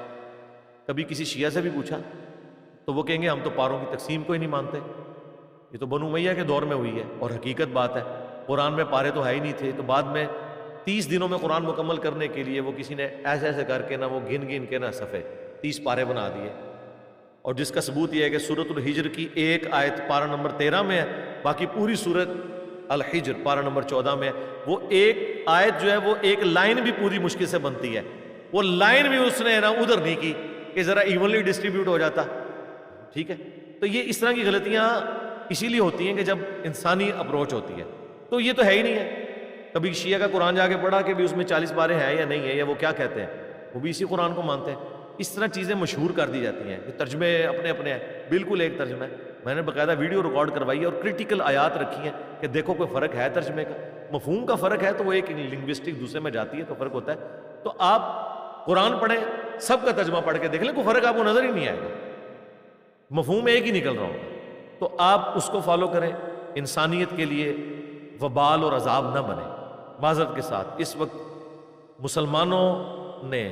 مسلمانوں میں وہ جو ایک سمجھ لیں ایکسٹرا جوڈیشل ایکٹیویٹیز پرفارم کرنے والے لوگ ہیں، انہوں نے دنیا کا امن برباد کر دیا. انہوں نے مسلمانوں کی زندگی بھی اجیرن کی ہوئی ہے. کافر تو کبھی سوچ بھی نہیں سکتے کہ اس دین کی طرف آئیں گے، کیونکہ انہوں نے ہماری زندگی یہاں پہ ونریبل کی ہوئی ہیں.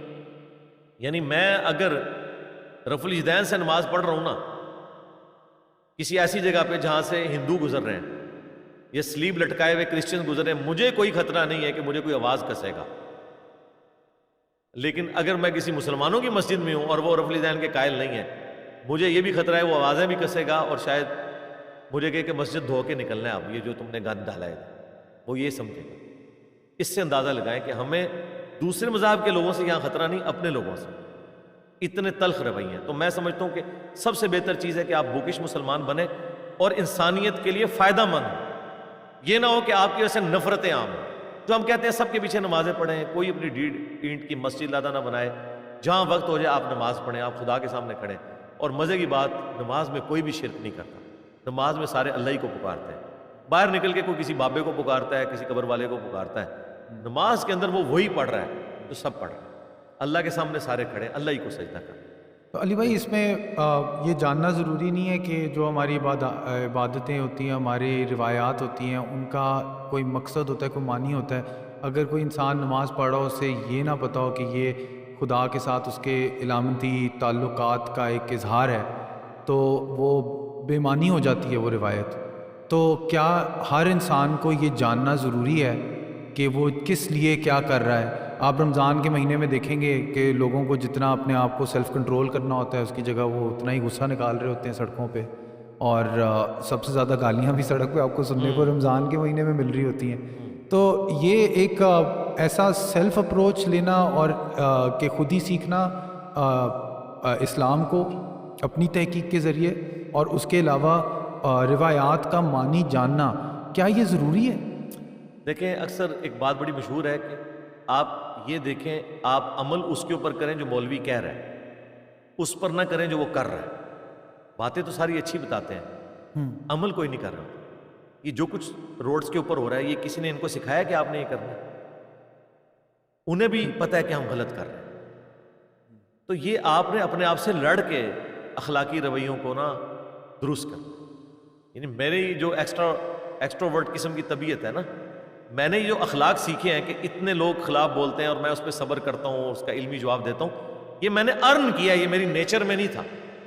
میری نیچر تھی للکارنے والی, کنفرنٹ کرنے والی, وہ میں نے اپنی کوالٹی باقی رکھی ہوئی ہے, لیکن میں اس کو اس لینگویج کے اوپر نہیں لے کے جاتا. میں علمی اختلاف کرتا ہوں. بڑا اچھا لگتا ہے جب آپ وہ کھرا جواب دیتے ہیں نا, تو ہم بڑا اپریشیٹ.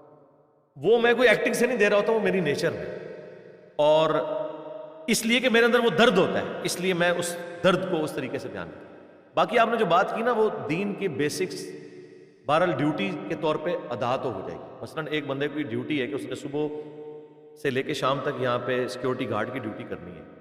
اس دوران اگر وہ موبائل یوز کر لیتا ہے یا گپ شپ کوئی کر لیتا ہے, لیکن وہ اپنی ڈیوٹی پہ تو کھڑا ہے, تو یہ نہیں کہا جائے گا اس نے ڈیوٹی نہیں کی ہے. ہاں, اس نے ٹرو سینس کو فالو نہیں کیا. اس طریقے سے نماز بھی اگر کوئی اس میں خیالات بھی آ رہے ہیں, اس کی ڈیوٹی وہ پوری ہوگی. وہ اگلی چیز ہے کہ نماز کو امپلیمنٹ کرے اپنی زندگی کے اندر. اس کی وجہ سے وہ چیزیں ختم نہیں ہوتی. تو قرآن پڑھیں, قرآن میں واضح ہے وَأَقِمِ الصَّلَاةَ لِذِكْرِ, میری یاد کے لیے نماز کو قائم رکھ. یعنی اللہ کی یاد, یہ نماز سے بڑی چیز ہے. ہاں, اس یاد کے لیے نماز ایک پروٹوکول ہے کہ چلو 24 گھنٹے نہیں کر سکتے نا, 5 ٹائم میں تمہاری ڈیوٹی لگاؤں اور تم اسے اوبلیگیٹری سمجھتے ہوئے اس کو کرو تاکہ میری یاد قائم رہے. فجر سے زور کے درمیان ایک گیپ ہے نا, تو زور کے 4 فرض پڑھو تو وہ دوبارہ سے ریکال ہو جائے, پھر عصر کا وقت آ جائے, پھر مغرب کا, پھر عشاء کا, پھر فجر کا. وَأَقِمِ الصَّلَاةَ لِذِكْرِ. اور اس میں دیکھیں ٹالرنس کیا ہے. بخاری مسلم میں حدیث ہے, مسلم میں ذرا تفصیل کے ساتھ ہے. نبی علیہ السلام ایک سفر میں تھے, حضرت بلال کی ڈیوٹی لگائی کہ رات کا آخری پہر ہو گیا. صحابہ نے مشورہ کیا, یا رسول اللہ تھوڑا آرام کر لیں فجر پھر سو. آپ نے فرمایا کہ ابھی پڑھ لیتے ہیں, پڑھ کے سوتے ہیں. انہوں نے کہا نہیں یا رسول اللہ. آپ نے مشورہ مان لیا, حضرت بلال کی ڈیوٹی لگائی, ان کو بھی نیند آ گئی. سورج اتنا بلند ہوا, سب سے پہلے اللہ کے نبی کی آنکھ کھلی. آپ علیہ السلام نے کہا پہلے تو یہاں سے اٹھو. دوسری جگہ پہ ٹریول کیا, وہاں اس جگہ کو چھوڑا جہاں یہ سارا ان کے ساتھ ایسا معاملہ ہوا. حضرت بلال کو آپ نے بلا کے پوچھا, یا رسول اللہ کہ یہ کیا ہوا, تمہاری ڈیوٹی لی تھی؟ ان کا یا رسول اللہ مجھے نیند آ گئی تھی. آپ نے فرمایا تیری ڈیوٹی تھی؟ ان کا یا رسول اللہ جس طرح آپ کو اللہ نے نیند دلا دی, مجھے بھی نیند آ گئی. یعنی آپ دیکھیں فریگنس کا لیول, کوئی گستاخی شمار نہیں کیا, کوئی کچھ نہیں کیا. پھر آپ نے کہا اذان دو, اور پھر آپ نے سورج اتنا بلند تھا, آپ نے فجر کی نماز جماعت سے پڑھائی. اور فرمایا اگر کوئی شخص سویا رہ جائے یا بھول جائے تو جب اسے یاد آئے اسی وقت وہ نماز پڑھ لے, اس کے لیے اس کی نماز کا وقت وہی ہے. اور پھر آپ نے کہا قرآن میں اللہ نے فرمایا ہے وَأَقِمِ الصَّلَاةَ لِذِكْرِ, میری یاد کے لیے نماز کو قائم رکھنا. ٹھیک ہے, اس وقت اوور لک ہو گیا, اب ہم اس کی کمپنسیشن اس وقت کر. تو یہ ٹوٹل اوبیڈینس کا نام ہے, گاڈ کو رسپانس کرنا. یہ اللہ کی یاد ہے, اور یاد صرف نماز میں تو کرنی ہے, اس کے علاوہ بھی کرنی ہے. میرا خیال ہے کہ انسان جس لمحے خدا کو بھول جائے اسے اپنے حق میں اپنے آپ کو مومن نہیں تصور کرنا چاہیے. ہم تو یہ سمجھتے ہیں یہ ہو نہیں سکتا کہ مسجد کا خدا اور ہو، رمضان کا خدا اور ہو، کاروبار کا خدا اور ہو. خدا تو ہر وقت آپ کے تصور میں ہونا چاہیے کہ مجھے میرا رب دے.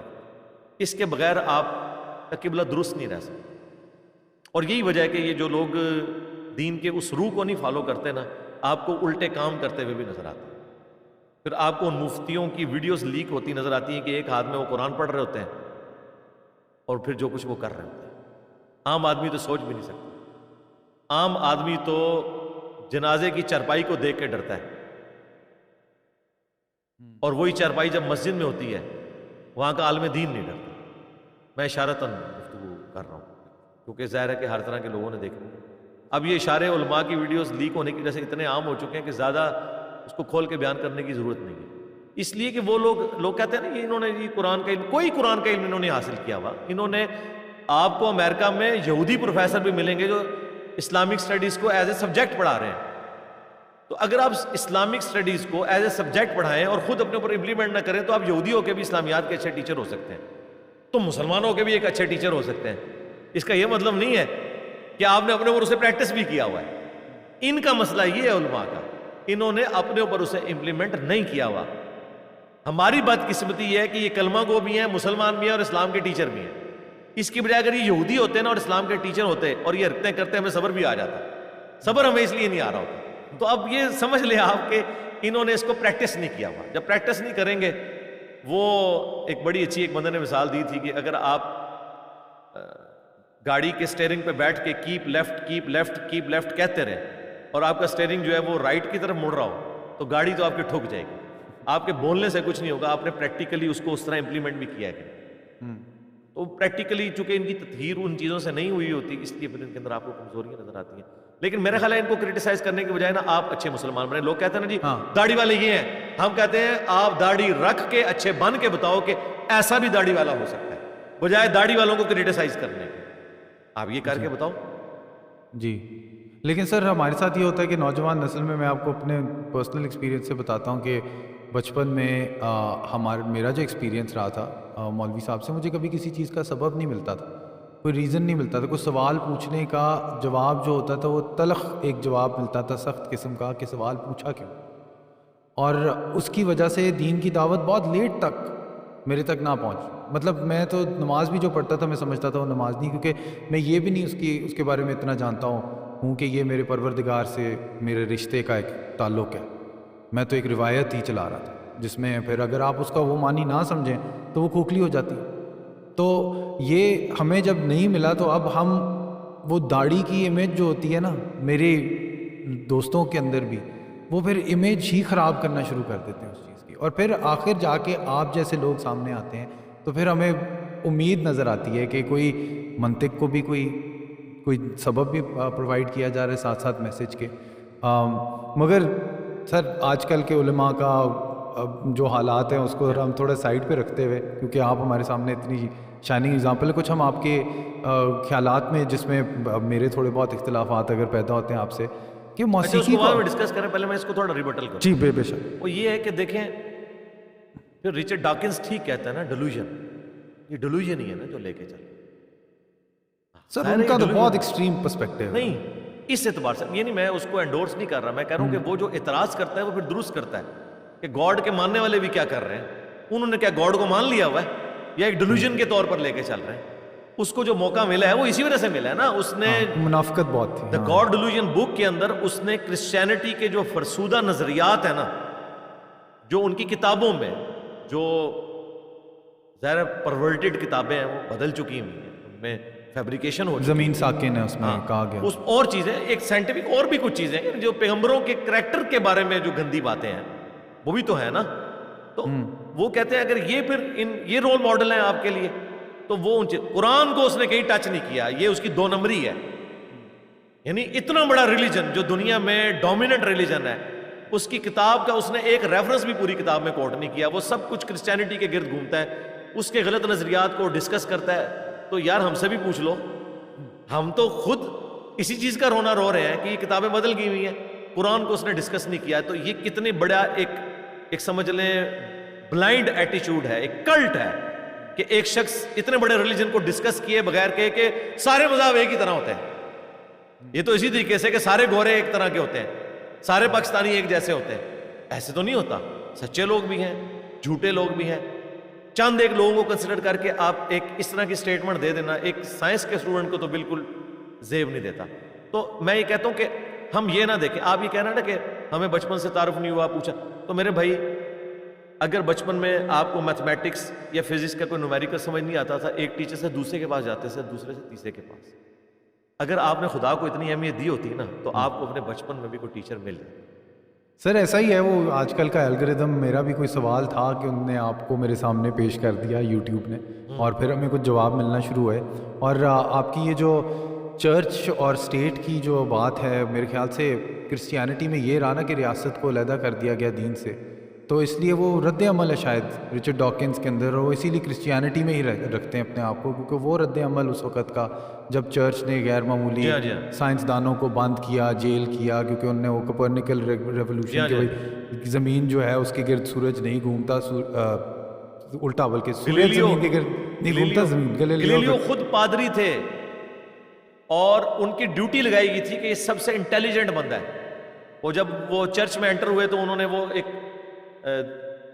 وہ شمع روشن تھی جس کے اوپر موٹے والا وہ شیشہ لگا ہوا تھا, اس سے ان کو بڑی نظر آئی, اس سے ان کو آئیڈیا ہے کہ میں ٹیلیسکوپ بناؤں. ٹیلیسکوپ بنائی, جب اس نے فزیکلی چیزیں دیکھ لی تو اس نے کہا بھائی میں نے جو چیز خود دیکھ لی ہے میں کیسے کہہ دوں کہ یہ چیزیں غلط ہیں. ٹھیک ہے, تو وہ پھر اس چیز کو لے کے چلے. تو میں آپ کو بتاؤں یہ یہاں پہ جو مذہبی طبقہ کر رہا ہے نا, یہاں پہ بھی وہی کام ہونا ہے کہ انہوں نے ویٹیکن سٹی کی طرح مولویوں کو ایک جگہ بٹھا دینا اور کہنا ہے اسٹیٹ کو الگ کر دو, کیونکہ اس وقت پریکٹیکلی تو یہ طبقہ رکاوٹ ہمارے لیے بنا ہوا ہے نا, تو یہ ہو جانا ہے. تو میں کہتا ہوں کہ بجائے کسی مذہبی بندے کے ہاتھ حکومت لگ جائے پاکستان کی, اس سے تو ہمیں سیکولر اسٹیٹ ہونا یہ اس سے بہتر ہے. آئیڈیل تو ہے کہ کوئی اسلامک اسٹیٹ بنے, لیکن اس کو اگر میں کمپیریزن کروں کہ ایک فرقے کی حکومت آ جائے اس کی بجائے کہ وہ کسی کو بات نہ کرنے دے, اس کی بجائے میرے بھائی سب کو حق ہونا چاہیے وہ اپنی بات لوگوں کے سامنے رکھے علمی طریقے سے. ویسے تو کہتے ہیں اسلام میں بڑی طاقت ہے, پھر مجھے بتائیں اگر طاقت ہے تو کسی کی تبلیغ پہ پابندی کیوں کہتے ہیں جناب جس کے پاس ڈگری ہے بس وہی بات کرے گا, دوسرا نہیں کرے گا. آپ کنفرنٹ کریں, کیونکہ آپ کے پاس ان باتوں کے جواب نہیں ہوتے تو آپ کہتے ہیں نہیں. اور ڈگری کا حال یہ ہے کہ ایک فرقہ دوسرے کی نہیں مانتا, تو اینڈ رزلٹ تو یہ ہے کہ کچھ بھی نہیں ہونا. ابھی آج ایک بندے نے کوشچن کیا تھا نا, میں عربی سیکھنا چاہتا ہوں. میں نے کہا آپ عربی سیکھ بھی لو نا, آپ جب قرآن کا ترجمہ کرو گے لوگوں نے آپ کا ترجمہ نہیں ماننا. انہوں نے کہنا ہے بتاؤ احمد بریلوی نے کیا ترجمہ کیا, اشرف تھانوی نے کیا کیا ہے, کیا آپ کو اس سے زیادہ عربی آتی ہے؟ تو پھر بہتر ہے کہ ویل انوینٹ کرنے کی بجائے نا جو ترجمے ہوئے ہیں نا اس سے استفادہ کر کے اپنی اصلاح کر. آپ عربی سیکھ بھی لیں گے, آپ کے ترجمے کو کسی نہیں ماننا. ہم نے سیکھی ہے, لیکن ہم جب بھی کوٹ کرتے ہیں ترجمہ انہی کا دکھاتے ہیں تاکہ ہم ٹو کل دا ایول ان دا بڈ, کوئی یہ کہیں نہ کہ انجینئر صاحب نے اپنا ترجمہ کیا, یہ آیات پڑھ لو, خود پڑھ کے دیکھ لو, یہ لکھا. اور اب تو گوگل نے مسئلہ حل کر دیا, آپ اسٹیٹمنٹ عربی کے لکھیں دوسری ترجمہ آ جاتا ہے. گوگل بریلوی دیوبندی وہابی شیعہ تو نہیں ہے نا, تو جو لفظ کا ترجمہ ہے وہ وہی بتائے گا. سر اب کچھ میں آپ کی باتوں سے اختلاف بھی رکھتا تھا. میں موسیقار ہوں سر, خود موسیقی سے بہت کچھ سیکھا ہے میں نے. بچپن میں اگر کبھی دل ٹوٹا تو موسیقی نے میرا ساتھ دیا مایوسی میں, مگر اس کے علاوہ صوفیہ کلام کے ذریعے عابدہ پروین صاحبہ کی ماہی آردی گڑولی, اس کے ذریعے مجھے دین کی بھی دعوت ملی. اور آپ کہتے ہیں کہ میوزک حرام ہے. میں نے تو کبھی نہیں کہا. میں نے آپ کی سر کالی ویڈیو دیکھی ہے جس نے آپ نے کہا اسے اجتناب کریں. میں نے دیکھیں نا, آپ آؤٹ آف کانٹیکسٹ ہے. میں نے کہا تھا کہ وہ تھی چھوٹی ویڈیو 3 منٹ کی تھی, لیکن آپ نے کہا تھا کہ خالی میرے اوپر علماء کا سب سے بڑا الزام ہی یہ ہے کہ اس نے میوزک کے حوالے سے نرم رویہ اختیار کیا. میری تو کئی ویڈیوز آ چکی ہیں, ابھی ایک پائپ لائن میں ویڈیو ہے, اس میں تو میں نے رات فتح علی کی بھی تعریف کر دی ہے. اچھا, تو سر پتہ نہیں شاید پرانی ویڈیو ہوگی. نہیں, پرانی بھی نہیں, میرا کبھی بھی موقف میوزک کے بارے میں یہ نہیں رہا. میوزیکل انسٹرومنٹس کے حوالے سے ریزرویشن ہے علماء کی. اسٹرنگ انسٹرومنٹ اور ونڈ انسٹرومنٹ, اس میں بھی میں نے کبھی کوئی فتویٰ نہیں لگایا. میں نے ہمیشہ یہی کہا ہے کہ ایسا میوزک جو انسان کو وائلنٹ کر دے اس سے آپ بچیں, اور جو چیز آپ کو وائلنٹ نہیں کرتی ہے تو اس کے اوپر ہم نے کبھی کوئی فتویٰ نہیں لگایا. لیکن میں نے اپنے لیے بات کی تھی کہ آپ یہ ایکسپیکٹ کریں کہ میں کسی وہ میوزیکل پارٹی کے اندر جا کے بیٹھ جاؤں جہاں پہ مرد و عورت کا اختلاط ہو تو وہ اس ڈیکورم میں فٹ ان نہیں بیٹھتا. ٹھیک ہے, میں نے پینٹ شرٹ کبھی نہیں پہنی زندگی میں. میں جب اسکول سے جب نکلا اسکول میں پینٹ شرٹ ہوگی, جب کالج سے نکلا کالج میں پینٹ شرٹ ہوگی, یونیورسٹی میں ویسے ہی نہیں تھی. اس وجہ سے نہیں کہ مجھے نفرت تھی, اس وجہ سے کہ میں کمفرٹیبل کرتا شلوار میں محسوس کرتا ہوں شروع سے. لیکن میں نے کبھی یہ نہیں کہا کہ پینٹ شرٹ نہ پہنے, تو کبھی نہیں کہا. کیوں کہوں؟ وہاں تو میں آپ کو جو اصولی بات ہے وہی بتاؤں گا. میں خود عمل کرتا ہوں. ننگے سر کوئی نماز پڑھتا ہے, ہم نے کبھی اسے غلط نہیں کہا. کوشش اپنی کرتا ہوں کہ ٹوپی پہن کے نماز پڑھوں, لیکن میں یہ نہیں کہتا کہ ننگے سر نماز نہیں ہوتی. آپ کا رائٹ ہے. میوزک کے حوالے سے بھی ہم نے یہ کبھی کیٹاگوریکل بات نہیں کی. میوزک کے حوالے سے آلموسٹ میرا موقف غامدی صاحب کے قریب قریب. بخاری میں حدیث ہے, حضرت عائشہ سیدہ عائشہ سلام اللہ علیہا کو نبی علیہ السلام نے فرمایا, عائشہ تم نے گانے والی ساتھ کیوں نہیں بھیجی شادی کے موقع پر, انصار کے لوگ گانے کو پسند کرتے ہیں. یہ بخاری میں حدیث ہے. ترمذی اور ابن ماجہ میں حدیث ہے کہ حلال نکاح اور حرام نکاح میں فرق گانے کا ہے. جہاں پر گانا ہو وہ نکاح حلال ہے کیونکہ وہ اناؤنسمنٹ ہے. چلیں, لیکن اگر آپ یہ کہیں کہ ایسا گانا کہ جس میں بے پردہ مرد و عورت جو غیر محرم ہے وہ آمنے سامنے بیٹھیں, ایک دوسرے کی ویڈیوز بنائیں, تو اسلام سیکس ڈسپلن میں تو بہت سخت ہے. میں کہتا ہوں مجھے توحید کے بعد اسلام کی سب سے زیادہ پسندیدہ چیز سیکس ڈسپلن ہے. یہ اتنا غیر معمولی جذبہ ہے کہ اس کے لیے ویسے ہی ڈسپلن چاہیے تھا جو اللہ نے کیا ہے کہ مومن مردوں کو حکم دو اپنی نگاہیں نیچی رکھے, سورہ نور, اور مومنات عورتوں کو کہو کہ اپنی نگاہیں نیچی رکھیں. اور جامع ترمذی میں حدیث, دو مرد و عورت جہاں پہ اجنبی الگ ہوں, تیسرا شیطان ان میں ہوتا ہے. ٹھیک ہے. صحیح مسلم میں حدیث کہ میرے رب نے مجھے حکم دیا ہے اچانک اگر نظر پڑ جائے تو میں فوراً اٹھا لوں. اب نگاہ کے اندر شرم و حیا کا ہونا یہ بہت ضروری ہے. آپ کبھی غامدی صاحب کو کسی عورت کے ساتھ گفتگو کرتے ہوئے دیکھیں اور کبھی مولوی کو دیکھیں تو آپ کو فرق نظر آئے گا. ہاں, غامدی صاحب کی آنکھوں میں جو شرم و حیا ہے وہ آنکھیں جھکانے والوں میں بھی نہیں ہوتی, اور مولوی جو ہے وہ آنکھ جھپکتا بھی نہیں ہے, شاید سمجھتا ہے کہ پہلی نظر معاف ہے, اور وہ پہلی نظر میں وہ لمبی گفتگو کرتا ہے. یہ آپ کو فرق بتا دیں. سر, یہ سیکس ڈسپلن رکھنے کا مقصد خاندان کے ادارے کو قائم رکھنا ہے یا اس کا مقصد؟ جی یہی مقصد ہے, سب سے بڑا مقصد. اگر انسان بالغ ہو کے آسمان سے نازل ہوتے اور ماں باپ ان کی ضرورت نہ ہوتے تو اپنی مرضی کی زندگی گزارتے. اب ماں باپ چونکہ انسان کی ضرورت ہے, بلی کا بچہ بھی اور چوزا بھی ایک زیادہ عقل مند ہے, وہ پیدا ہوتے ہی چگنا شروع کر دیتا ہے. انسان کے بچے کو اس لیول پہ پہنچتے ہوئے کتنے سال لگتے ہیں. تو ماں باپ کا اس لیے حق قرآن میں 4 جگہ توحید کے بعد دوسرا حق ماں باپ کا بتایا گیا. تو اب ماں باپ کا انسٹیٹیوشن اسی وقت قائم رہے گا جب سیکس ڈسپلن ہوگا, ورنہ ایک خاندانی نظام چل نہیں سکتا. آج آپ کو جو اتنی وہاں سے امیگریشنز آفر ہو رہی ہیں کینیڈا سے, امریکہ سے, کیوں؟ خاندانی نظام ٹوٹ گیا. ٹوٹ رہا ہے جی, شادیاں نہیں ہو رہی, بچے نہیں پیدا ہو رہے. جی ظاہر ہے. وہ کہتے ہیں کس لیے کریں ہم؟ جب آپ نے سیکس کو صرف اس لیے رکھا ہوا ہے کہ اس کو ضرورت کے طور پہ اڈاپٹ کریں گے. ٹھیک ہے, یہ بھی بانڈ ہے, میاں بیوی کی بانڈ میں 2 چیزیں اہم ہیں, سیکس اور اولاد.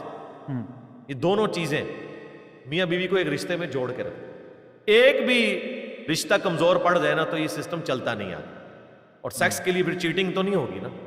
وہاں پہ بھی آپ دیکھ لیں, وہاں پہ بھی جو شادی کرتے ہیں چیٹنگ نہیں کرنے دیتے. اور ریالٹی ٹی وی کے اوپر آپ دیکھتے ہیں کیسے عورتیں اور مرد شکایت لگاتے ہیں, پھر وہ پکڑتے ہیں جا کے کیمرے میں اور جو کچھ کرتے ہیں.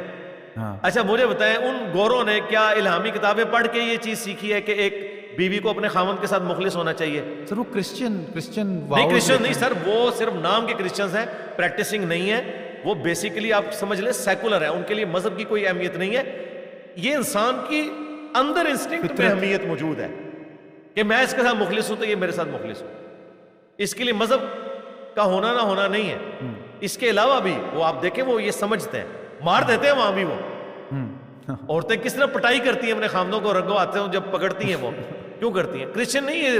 کرسچن کیا, انہوں نے تو یار چرچ مسلمانوں کے ہاتھ بیچ دیے ہیں اور مسجدیں بن گئی ہیں. کے لیے یہ چیز نہیں ہے, اور نہ وہ اس طرح فالو کر رہے ہیں. اگر وہ کرسچینٹی کو فالو کر رہے ہوتے تو شراب تو نہ پی رہے ہوتے. شراب تو کرسچیانٹی میں سر وہ وائن, ریڈ وائن میرے خیال سے جیزس کے خون کی طرح پیتے ہیں وہ, جیسے اس میں تو جائز ہے شاید. نہیں, کوئی جائز نہیں ہے, کسی مذہب کے اندر جائز نہیں. ڈاکٹر ذاکر نائک نے باقاعدہ کتابوں سے بتایا ہے, اور ان کے بھی جو پریکٹسنگ لوگ ہیں وہ چیز مانتے ہیں. صحیح ہے نا. اور آپ یہ دیکھیں کہ یہ جو اس قسم کی حرکات ہو رہی ہیں نا, یہ جو لوگ آپ کو چیٹنگ کرتے ہوئے پکڑے جاتے ہیں نا, ان کو بھی آپ دیکھیں کہ شادی کرنے سے پہلے ان کی زندگی اسی طرح کی ہوتی ہے، بیرا روی کی. تو اگر یہ کرسچینٹی کو فالو کر رہے ہوتے تو وہ تو نہ کرتے. لیکن جیسے ہی وہ اس بانڈ میں آتے ہیں تو وہ ایکسپیکٹ کرتے ہیں کہ اب ہم میاں بیوی ہیں تو ہم اب ایک دوسرے کے ساتھ مخلص ہوں گے. اب وہ پرانی زندگی ختم، وہ اللہ کی وجہ سے نہیں کہہ رہے ہوتے، وہ کہتے ہیں یہ اس رشتے کی ریکوائرمنٹ ہے. ایک ہم نے اچھی فیملی، وہاں بھی لوگ اپنی فیملی سے بڑی محبت کرتے ہیں، بچوں سے کرتے ہیں. یہاں پہ جو بالکل بتایا گیا ایسا نہیں ہے، وہاں پہ بڑے خاندانی قسم کے لوگ ہیں. امریکہ کے اندر بھی، یورپ میں بھی آپ کو ملیں گے جو اسی طریقے سے وہ اپنے ماں باپ سے ویسے ہی ڈرتے ہیں جس طرح ہم لوگ بوڑھے ہو کے بھی اپنے ماں باپ سے ڈرتے ہیں، ابھی بھی اسی طریقے سے. ایسے لوگ موجود ہیں. تو سر یہ عورت اور مرد کے درمیان جو رشتہ ہے، اس کے اندر آپ دوستانہ تعلقات رکھنے کا کیا اس کے اوپر کوئی اس کی گنجائش نہیں ہے. میاں بیوی کا رشتہ وہی دوستانہ ایک رشتہ. جامعہ ترمذی میں حدیث ہے تم نے کوئی بھی محبت کرنے والے میاں بیوی سے بڑھ کے نہیں پائے. اس کے علاوہ یہ پاسبل نہیں ہے نا دوستی. کس بنیاد پہ؟ میرے ایسے کافی رشتے ہیں جن کے اندر ہم تخلیقی عمل میں انوالوڈ ہوتے ہیں اور کوئی اس میں جنسی کشش موجود نہیں ہوتی. بالکل ایک دوستانہ قسم کا، جس کو انگریزی میں پلاٹونک ریلیشن شپ بھی کہتے ہیں. وہ میری ایسی بہت سی ہیں کولیبریشنز ہیں جس میں ہم تخلیقی پیداوار کر رہے ہیں، ہم کوئی لکھ رہے ہیں، کوئی چیز، کوئی کسی قسم کی پروڈکٹیوٹی میں ہم انوالوڈ ہیں. تو وہ خواتین کے ساتھ رشتے ہیں. اب اس رشتے کو چھوڑنا مجھے بڑا مشکل لگتا ہے یہ، اور اس میں مجھے کوئی ایسی کوئی بد اخلاقی چیز بھی محسوس نہیں ہوتی. تو آپ اس کو کس نظریے سے دیکھتے ہیں؟ آپ پہ تو ہم کوئی فتویٰ نہیں لگائیں گے، لیکن صرف ایک سوال کریں گے، کیا یہ جنرل رول ہے؟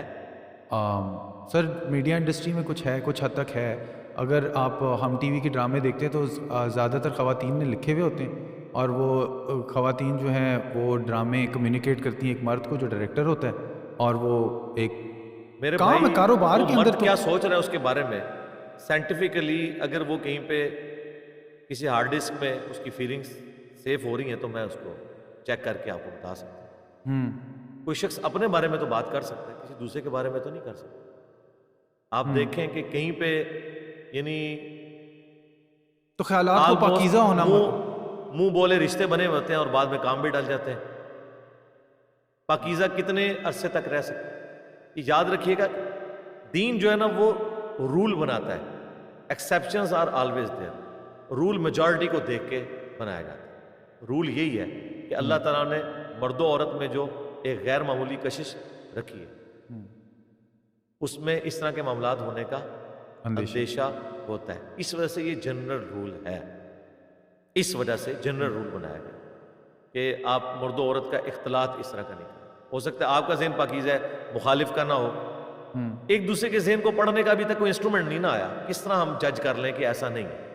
اور اگر اس کی وجہ سے کسی کے خیالات الجھے ہوئے ہیں اور وہ کسی کے ساتھ ڈسکس نہیں کر رہا تو مسلسل اس کیفیت سے گزر رہا ہے جو اسی کو ہی پتہ ہے. اس لیے اسلام یہ بات کرتا ہے. میں تو پریکٹیکلی یہ سمجھتا ہوں، ٹھیک ہے ایکسیپشنز آر آلویز دیر کہ کسی شخص کو نہ اٹریکشن ہو اس حوالے سے. عموماً جو لوگ تھوڑے آپ سمجھ لیں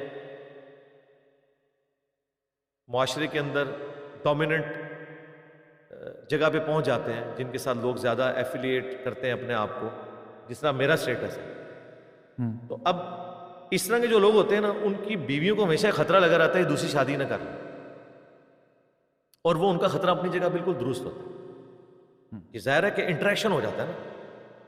آپ جو مرضی ان کو یقین دلائیں وہ نہیں مانیں گے. لیکن مجھے تو اپنی فیلنگ کا پتہ ہے. جس طرح ایک میتھمیٹیشین کو left hand side is equal to right hand side 4 صفوں کی کیلکولیشن کے بعد جب رزلٹ ملتا ہے نا اسے مزہ آتا ہے نا، اس کا ٹیسٹ دنیا کا کوئی ٹیسٹ اس کا مقابلہ نہیں کر سکتی. یہ ایک میتھمیٹیشین ہی فیل کر سکتا ہے. ٹھیک ہے، یہ آپ کسی موسیقار کو نہیں بتا سکتے کہ اس کا مزہ جو ہے وہ دھن سے بھی زیادہ ہوتا ہے. ٹھیک ہے، اس طرح یہ جو میں دعوت کا کام کر رہا ہوں نا، اس میں جو میرا پیشن ہے نا، مجھے ان تمام چیزوں سے آزاد کیے ہوئے. عام آدمی تو شاید مانے ہی نہ. میں تو ایک بیوی بھی بڑی مشکل سے چلا رہا ہوں کیونکہ مجھے یہ جو پیشن اپنا نظر آ رہا ہے، میرے لیے اٹریکشن اس کے اندر ہے.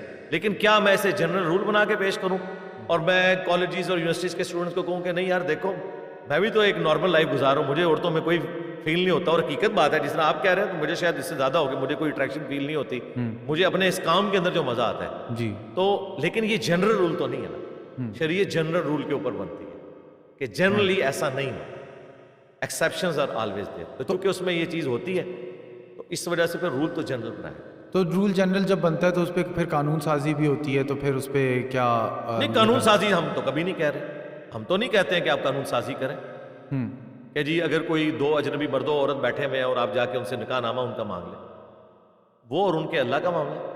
لیکن اعلانیہ اگر کوئی ایسا کام وہ کریں گے, اخلاق باختہ کوئی حرکت کریں گے, تو چاہے میاں بیوی بھی کریں, ان کو بھی ہم کہیں گے کہ بجائے آپ کے پاس بے شک نکاح نامہ بھی اپنا موجود ہے, لیکن حضرت یہ جگہ تو نہیں ہے یہ کام کرنے کی. بالکل ٹھیک ہے نا, ان کو بھی ہم یہ بات کہیں.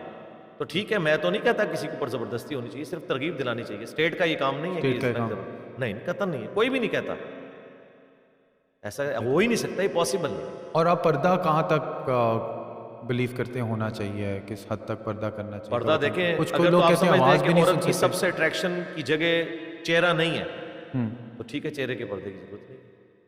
اور اگر آپ سمجھتے ہیں کہ سب سے اٹریکٹفل چیز عورت کی چہرہ ہے, ویسے ظاہر ہے یہ شادی سے پہلے ہی ہوتا ہے, شادی کے بعد تو اس کے اخلاقیات سب سے زیادہ میٹر کرتے ہیں. ہاں, خوبصورت عورت بھی آپ کو چڑیل نظر آئے گی اور بدصورت عورت بھی آپ کو پری نظر آئے گی اگر آپ کے ساتھ اس کے معاملات درست ہیں. اور میرے دوست یہ کہا کرتے ہیں کہ شادی کے سال کے بعد تو بہن بھائی لگنا شروع ہو جاتے ہیں دونوں. ٹھیک ہے, یہ حقیقت بات ہے. وہ ایک چھوٹا سا فیکٹر ہوتا ہے, اصل چیز تو ہے کہ آپ کے ساتھ معاملات کیسے چل رہے ہیں. تو پردہ, اب چونکہ پردے کا تعلق غیر محرم کے ساتھ ہے تو یقیناً چہرے کا پردہ ہونا چاہیے. عورت کو یہ آنر دی گئی ہے کہ وہ کموڈٹی نہ بنے. یورپ اور امریکہ نے کو آزادی نہیں دی ہے اسے اس طرح بے پردہ گھومنے کی. وہاں پہ دیکھیں جو مسلمان عورتیں ہو رہی ہیں وہ خود اپنی مرضی سے پردہ کر رہی ہیں اور وہ کہہ رہی ہیں ہم سیکیور فیل کرتے ہیں اپنے آپ بنسبت اس کے کہ ہم بے پردہ پھریں اور ہر بندہ ہم پہ. وہاں تو چلیں اس چیز کو وہ ہراسمنٹ تصور کرتے ہیں نا, یہاں پہ تو برقعے والی کو بھی نہیں چھوڑتے, آپ نے دیکھا ہے. لیکن بنسبت جو عورت کھلے چہرے کے ساتھ یا کھلے بالوں کے ساتھ پھر رہی ہے اس کی نسبت ایک باپردہ عورت اپنے آپ کو زیادہ سیکیور فیل کر رہی ہوتی. یہ آپ عورت سے پوچھ لیں جو پردہ کرنے والی. بالکل, ابھی بھی جتنی آپ کی ایکٹریس ہیں وہ تو جیسا مجھے بھائی بتاتی ہے کہ وہ ویسے ہی پردہ ہے کہ ساتھ جاتی ہے, کمفرٹیبل رہتی ہے شاپنگ کرنے میں. بالکل, اور حقیقت بات ہے جو لوگ پردہ پہلے نہیں کرتے تھے, اگر آپ ان سے پوچھیں, میری وائف شادی سے پہلے صرف چادر لیتی تھی, لیکن میں نے شادی سے پہلے اسے بتایا کہ بھئی وائف کو والدہ کے تھرو, میرا تو کوئی انٹریکشن نہیں تھا, کہ بھئی اس طرح برقع پہننا ہے, نقاب کرنا ہے. تو وہ کہتی ہے کہ میں اس میں زیادہ کمفرٹیبل ہوں, کانفیڈنس بھی زیادہ آتا ہے. وہ ظاہر ہے کہ آپ کو لوگ اس طرح نہیں دیکھ رہے ہوتے ہیں نا, دیکھ لیں گے زیادہ کیا نظر آ جائے گا ان کو. مگر علی بھائی اگر اس میں جو چیز آپ کو سب سے زیادہ اٹریکٹیو لگتی ہے وہ ایک تو سبجیکٹیو ہو گئی کہ ہر انسان کو کسی خاتون کی کوئی چیز اٹریکٹیو لگ سکتی ہے, کچھ اور آواز مثال کے طور پہ کسی مرد کو اٹریکٹیو لگ سکتی ہے, تو پھر وہ گفتگو بھی نہیں کر پائے, اس کو اجازت نہیں ہے. اور اگر اجازت تو ہے گفتگو کی, اور آواز پہ پردہ کرنے کی ضرورت نہیں ہے. نہیں, آواز میں نہیں ہے, گفتگو کرنے کی اجازت ہے, دوستیاں چلانے کی اجازت نہیں ہے, درس قرآن سننے کی اجازت نہیں ہے. اور اگر جب خواتین داخل ہونا شروع ہو گئی ہیں ورک فورس کے اندر, کام بھی کرنے لگ گئی ہیں, ان کی ایک طرح سے مالی آزادی بھی اس چیز کے اندر ہے, تو وہ اس چیز کو کس طرح برقرار رکھ سکتی ہیں اگر ان کو ورک فورس میں ان کو جانے کے لیے اپنی فیلڈ کے اندر کام کرنا چاہیے. مجھے بتائیں, آپ نے اب کوئی ہالی ووڈ کی کسی کوئی بڑی سی لڑاکو قسم کی عورت کا حوالہ نہیں دینا. کیا ایک عام جو فوجی عورت ہے ایک مرد فوجی کا مقابلہ کر سکتی ہے اپنی طاقت؟ عام نہیں کر سکتی. ظاہر اولمپکس بھی لادہ ہوتے ہیں, کبھی آپ نے یہ نہیں دیکھا کہ مردوں کی ہاکی کی ٹیم کا عورتوں کی ہاکی کی ٹیم کے ساتھ مقابلہ ہو. یہ تو ہم نے خود مانا ہوا ہے نا کہ مرد و عورت برابر نہیں ہے. ہیومن ڈگنیٹی کی بات نہیں کر رہا, اس میں برابر ہے, اس میں بعض اوقات عورتوں کا مرتبہ زیادہ ہو جاتا ہے. میں یہ بات کر رہا ہوں جو اللہ تعالیٰ نے ہماری ایک ساخت بنائی ہے. بالکل, اس میں عورتوں کو اس فیلڈ میں جانا چاہیے جہاں پہ ضرورت ہے. مثلا میڈیکل کی فیلڈ میں عورت کی ضرورت ہے. بخاری مسلم میں احادیث موجود ہیں, غزوہ بدر اور احد کے موقع پر جو زخمی تھے نا ان کی مرہم پٹی عورتیں کرتی تھیں. حالانکہ یہ پاسبل تھا کہ مرد بھی کر سکتے, لیکن ظاہر ہے کہ مرد جو ہے وہ اس میں صبر اس اعتبار سے ذرا کم ہوتا ہے. ظاہر ہے کہ وہ اگر کوئی آئی ہوئی کر رہا ہوگا وہ اس کو ڈانٹ بھی دے گا. اسی لیے آپ دیکھیں نرسنگ والا معاملہ زیادہ تر عورتوں کے ذریعے. گائناکالوجسٹ اب عورتیں پاکستان میں کتنی ہیں, کتنی بڑی نعمت ہے. وہ بچیاں جنہوں نے پوری زندگی حجاب کیا ہے ان کے لیے کتنے وہ کمفرٹیبل زون کے اندر ہیں کہ وہ کسی عورت کے پاس جو گائنی کی ڈاکٹر ہے جائیں. اس فیلڈ میں جانا چاہیے. ان تمام فیلڈز کے اندر جو عورتوں سے ریلیٹڈ ہے اس میں عورتوں کو جانا چاہیے. ایک عورت اگر سپاہی بننا چاہے تو صحیح نہیں. میرا خیال ہے کہ وہ کس لیول تک جا کے ہاں اگر وہ کوئی انٹلیکچوئل ان پٹ دینا چاہتی ہے کسی ایسی فیلڈ میں, کمپیوٹر کی فیلڈ میں, یہ ایسے ہے تو وہ ضرور کرے. باقی آپ مجھے بتائیں پریکٹیکلی تو اب وہ ساری باتیں باہر نہیں آتی. یہ جو لیڈیز پولیس کے ساتھ جو آفیسر کر رہے ہیں, سپریم کورٹ کو خط بھی لکھے, ان کے ہاسٹلس کے اندر کیا کچھ ہو رہا ہے یار, یہ غیر معمولی جذبہ ہے. اور یہ ایک واقعہ نہیں ہے, اوور آل ہے. لوگ اپنی عزت کی وجہ سے چھپائے بیٹھے ہوئے ہوتے ہیں. ادروائز مرد و عورت کا جہاں بھی اختلاط ہوتا ہے وہاں اینڈ رزلٹ یہ ہوتا ہے. یہ الٹیمیٹلی ایسا ہوتا ہے, آپ جو مرضی کر لیں, جتنی مرضی قدغن لگا لیں, یہ ایسا اس طرف معاملات چلے جاتے ہیں. تو بس اپنی فیلڈ میں انہیں رکھیں. صحیح. لیڈیز پولیس رکھنی ہے پھر ان کا مکمل سسٹم علیحدہ رکھیں, مردوں سے ان کا کوئی اختلاط نہ رکھیں. وہ جرم بھی جو خاص طور پہ خواتین کے جرم ہوں گی انہی کی انویسٹیگیشن انہی کو کریں, اور جب کسی خاتون کو گرفتار کرنا ہے تو ٹھیک ہے وہ اس کو کریں, سب کچھ کریں. بالکل. اختلاط کے ہم خلاف ہیں, مرد و عورت کا اختلاط. اور یہ اتنا خطرناک ہے, یعنی خطرناک ہے کہ مدارس میں بھی جہاں مرد و عورت کا اختلاط ہوتا ہے نا, وہاں پہ پہلے وہ شاگردنی ہوتی ہے اور پھر وہ مفتی صاحب کی چوتھی وائف بن جاتی ہے, دوسری, پھر تیسری, پھر چوتھی, پھر اس کو مدرسہ بھی کھول دیتے ہیں. پہلے بڑے پاکیزہ جذبے کے ساتھ ایک دوسرے کو تعلیم سکھا رہے ہوتے ہیں, جس طرح آپ نے کہا نا کہ ان کو بھی شروع میں خیال تو نہیں آتا ہوگا, پھر معاملات آگے چل پڑے. ہاں, یہ الٹیمیٹلی ایسا ہو جاتا ہے. تو رولز جو ہے نا, ریلیجن ہمیشہ جنرل رول بناتا ہے, اسپیسیفک رول مان نہیں سکتے ورنہ تو مصیبت کھڑی ہو. تو آپ نے اس ڈسپلن کو فالو کرنا ہے. آپ کر کے دیکھیں, ابھی تک بھی تو لوگ کرتے تھے نا. اور جو لوگ یہ سمجھتے ہیں نا کہ عورتوں کو اس حوالے سے جو کیا ہے یہ ترقی کی راہ میں رکاوٹ ہے, ٹھیک ہے, تو آپ کروا کے دیکھ لیں. اگر انہی چیزوں سے ترقی آتی ہو تو سب لوگ کر لیں. آج بھی ناسا کے اندر میجورٹی جو پروفیسرز بیٹھے ہوئے ہیں یا وہاں پہ جو سر ایسٹروناٹس وہ سارے جو ہیں وہ ایشین ملکوں سے. جی, لیکن کچھ 2-3 ایسٹروناٹس خواتین بھی ہیں جو اسپیس ہو کے آ گئی ہیں, اور ان کو کیونکہ وہ کہتے ہیں کہ جسمانی طور پہ آپ کہتے ہیں حیاتیاتی مختلف ہمارے ان کا نہیں ہو سکتی ہے. اگر آپ مجھے بے نظیر کی مثال دے کے کہیں کہ پاکستان میں عورتیں اتنی بہادر ہوتی ہیں یا ان میں اتنا کانفیڈنس ہوتا ہے, تو وہ بے نظیر تو پھر بے نظیر. جی, وہ تو پریگننٹ بھی تھی جب وہ ان پاور. ساری عورتیں تو ایسی نہیں ہوتی نا میرے بھائی, جنرل رول تو یہی ہے نا. اچھا, تو جنرل رول کے علاوہ اگر کوئی اپنے آپ کو ثابت کر دیں کہ وہ غیر معمولی خاتون ہے, ہمیں مردوں سے اختلاط کے ساتھ ہے معاملہ, بالکل ٹھیک ہے, وہ ڈیکورم میں رہیں. ہم یہ بھی نہیں کہتے کہ اب جس طرح حدیث ہے بخاری مسلم میں کہ بغیر محرم کی عورت سفر نہیں کر سکتی. ہم اسے اسپیسیفک سمجھتے ہیں. اگر حالت امن نہ ہو, اگر حالت امن ہو تو بغیر محرم کی عورت سفر کر سکتی ہے. جس طرح اب ریل کار جو ہماری چل رہی ہے پنڈی سے لاہور, اس میں باقاعدہ آپ کمبائنڈ فارم میں ٹریول کرتے ہیں نا.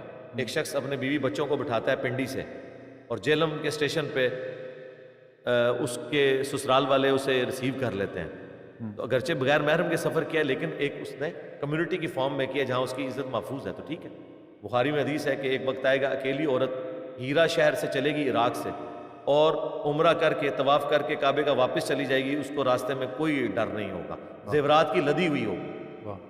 اس کے تحت ہم سمجھتے ہیں کہ عورت اگر کمبائنڈ کسی سسٹم میں سفر کرے اور بغیر محرم کے وہ حج بھی کر لیں, عمرہ بھی کر لیں, جبکہ مردوں سے اس کا انٹریکشن وہ والا نہ ہو, کوئی چھپی دوستی والا معاملہ نہ ہو. ایک بوڑھی عورت ہے 55 سال کی, وہ اپنے بہنوئی کے ساتھ, جبکہ اس کی سسٹر بھی اس کے ساتھ موجود ہے, جاتی ہے, تو وہاں جا کے ویسے ہی عورتوں اور مردوں کے کمرے علیحدہ کر لیتے ہیں. ویسے تو مجھے اس سے اختلاف ہے, میاں بیوی کو ایک کمرے میں ہونا چاہیے, لیکن وہ ایک مجبوری ہوتی ہے, کرنا پڑتا ہے وہ, ورنہ تو وہ بڑا مہنگا سلسلہ بن جائے. تو وہاں انٹریکشن اس طرح کا ہوتا نہیں ہے. تو اس طرح کی کمبائنڈ میں آپ کر سکتے ہیں. ہم تو اتنے سخت نہیں ہیں اس معاملے میں کہ یہ کہیں ہم اس کی, لیکن ہم غامدی صاحب کی طرح آزاد بھی نہیں ہیں, یہ بھی نہیں ہے, کیونکہ ہم اسے جسٹیفائی بکش طور پہ نہیں کر سکتے. میرا مسئلہ بکش ہونا ہے نا. میں اپنے وہ جس طرح بعض ملحدین نے, ایتھیسٹ نے غامدی صاحب پہ اعتراض کیا کہ اسلام میں جو کمزوریاں تھیں وہ بھی غامدی صاحب نے آگے دور کر دی ہیں, ٹھیک ہے, اور بعض کا ظاہر غامدی صاحب اتنی آسانی کے طور پر وہ پیش کرتے ہیں اس چیز کو, تو وہ لوگ صحیح رزلٹ میں پہنچے ہیں. بہرحال ہم بندے ہوئے تو ہیں نا قرآن و سنت کی ان تعلیمات کے اندر, جی, اس سے باہر تو نہیں نکلتے. یعنی میرا مسئلہ یہ ہے کہ مجھے اس کو جسٹیفائی کرنا ہوگا. غامدی صاحب اپنا موقف رکھتے ہیں. بعض اوقات وہ آیت پیش کرتے ہیں, اس کی کورالری اتنی دور کی بناتے ہیں کہ وہ بندے کو دیکھ کے بھی سمجھ آ رہی ہوتی ہے کہ یار اس میں سے یہ چیز تو بن ہی نہیں رہی ہے. یعنی امہات المومنین کا پردہ ہم نے جب قرآن سے ثابت کیا تو انہوں نے کہا یہ ان کے لیے خاص ہے. تو ہم نے پھر کہا کہ پھر عورتیں کس کو رول ماڈل بنائیں گی اگر امہات المومنین کو نہیں بنائیں گی؟ کہاں پہ آگے رکیں گے؟ کوئی ایک رول تو رکھیں. 80s میں انہوں نے مضمون لکھا کہ داڑھی مسلمانوں کا شعار ہے, تمام مذاہب کے لوگ رکھتے ہیں. اب وہ کہتے ہیں داڑھی اسلام کا حصہ نہیں ہے. ویسے وہ کہتے ہیں جو فطرت میں چیزیں ہیں وہ ہیں. تو کیا فطرت میں, مرد کی فطرت میں داڑھی اگی, عورت کی فطرت میں نہیں اگی؟ تو یہ فطرت ہے کہ نہیں؟ ہم نہیں کہتے آپ اتنی بڑی داڑھی رکھ لیں, میں آپ کی داڑھی کو بھی کوئی غلط نہیں کہتا. یہ آپ کی داڑھی آپ کو عورت سے ممتاز کر رہی ہے, ہمیں ایکسیپٹیبل ہے. میں بڑی کوشش کرتا ہوں میری سرکار آ جائے گی. یہ جتنی آئی ہوئی ہے نا, یہ بھی آپ کو الگ کر رہی ہے نا ایک عورت سے, تو آپ فطرت کے اوپر ہیں. ہم نہیں کہتے آپ نے بڑی داڑھی رکھنا ضروری ہے, خود تو ہم نے کبھی نہیں کاٹی ہے. میرے تو یہ ساری یہ دیکھیں کہ یہ بال لمبے بھی ہیں, ضرورت نہیں ہے. لیکن اگر کوئی کاٹتا ہے, لیکن وہ اتنی داڑھی جس نے شاید افریدی صاحب کی ہے وہ رکھ لیتا ہے, تو قرآن کا جو حکم ہے وَلَآمُرَنَّهُمْ فَلَيُغَيِّرُنَّ خَلْقَ اللَّهِ, شیطان نے کہا تھا میں تیری مخلوق کو ابھاروں گا, وہ تیری فطرت کو بدلے گی. تو داڑھی مرد کی فطرت, عورت کو اللہ نے داڑھی نہیں دی. اگر یہ فطرت ریموو کرنی ہے اس کے لیے پھر کوئی دلیل چاہیے. دلیل تو کوئی نہیں. بخاری مسلم میں حدیث ہے داڑیاں بڑھاؤ, مونچھیں پست کرو. مسلم شریف میں حدیث ہے کہ 10 چیزیں فطرت میں سے ہیں, ان میں ایک داڑھی بھی ہے. بخاری مسلم میں حدیث ہے 5 چیزیں فطرت میں سے ہیں, مونچھیں پست کرنا, ناخن کاٹنا, بغلوں کے بال, زیر ناف بال اور ختنہ کرنا. اچھا اب یہ بال اکھاڑنا فطرت ہے اور ان کو نہ اکھاڑنا فطرت ہے. تو جہاں اکھاڑنا تھا اس کی حکمت بتا دی, اور اس کے پیچھے ریزن تھی ان ساری جگہوں پہ پسینہ جمع. داڑھی اللہ نے کیسی بنائی ہے, داڑھی میں پسینہ جمع ہی نہیں ہوتا جناب. یہ بھی گیپ رکھا ہے, آپ دیکھیں ایسی زبردست چیز ہے. کوئی ایکسٹراڈنری واقعہ ہو جائے, آپ نے کبھی کسی کی داڑھی میں جوئیں پڑی ہوئی نہیں دیکھی ہوں گی. کوئی ویسے کو بہت سر میں ضرور جوئیں پڑتی. یہ اللہ تعالیٰ نے اتنے ایکسٹراڈنری بال رکھے ہیں. کئی لوگ ہیں جن کو چہرے کے دانوں سے نجات نہیں ملتی تھی, داڑھی رکھی ہے تو وہ ان کا چیز جو ہے وہ, اب تو ویسی خیر چھوٹی موٹی داڑھی تو سارے ہیروؤں نے بھی رکھی ہوئی ہے, اب تو یہ فیشن بن چکا ہے.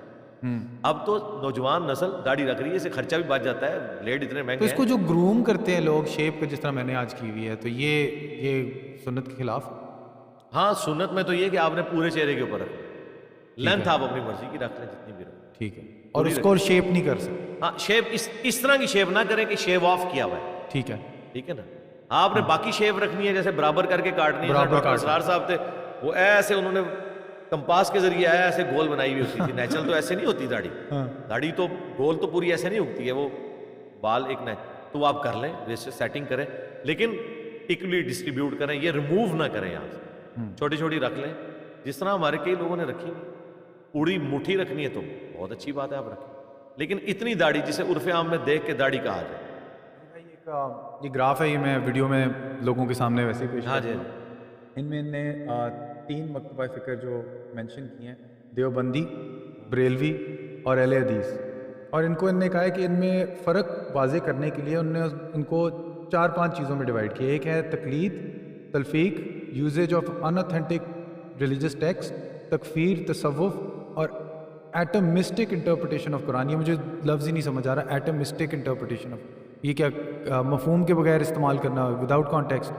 تو اس میں یہ کہتے ہیں دیوبندی جو ہیں وہ تقلید بھی کرتے ہیں, تلفیق بھی کرتے ہیں, usage of in authentic religious text جو ہے وہ کم کرتے ہیں, تکفیر بھی کم کرتے ہیں, تصوف بھی کم کرتے ہیں, اور ایٹمسٹک انٹرپریٹیشن آف قرآن زیادہ کرتے ہیں.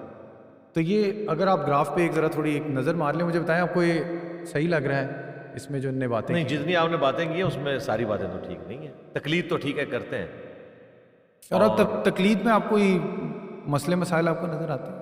کرنی تو پڑتی ہے, میں بھی آپ کی کرتا ہوں. نہیں, آپ میری تقلید نہیں کرتے, آپ ہمارے دلائل کو فالو کرتے. تقلید یہ ہوتی ہے کہ بغیر دلیل کے کسی بات کو ماننا. یہ بائی ڈیفینیشن ہے تقلید.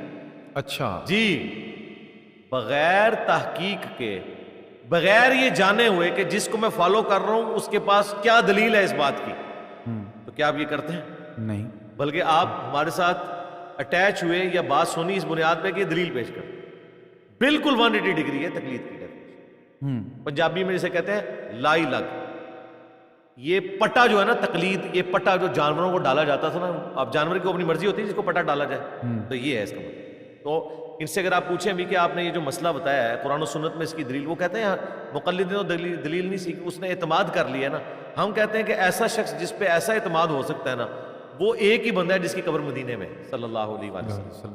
اس کے بعد کسی شخص کے اوپر اندھا اعتماد نہیں ہو سکتا، اور نہ اماموں نے کہا ہے کہ ہمارے اوپر اندھا اعتماد کیا جائے۔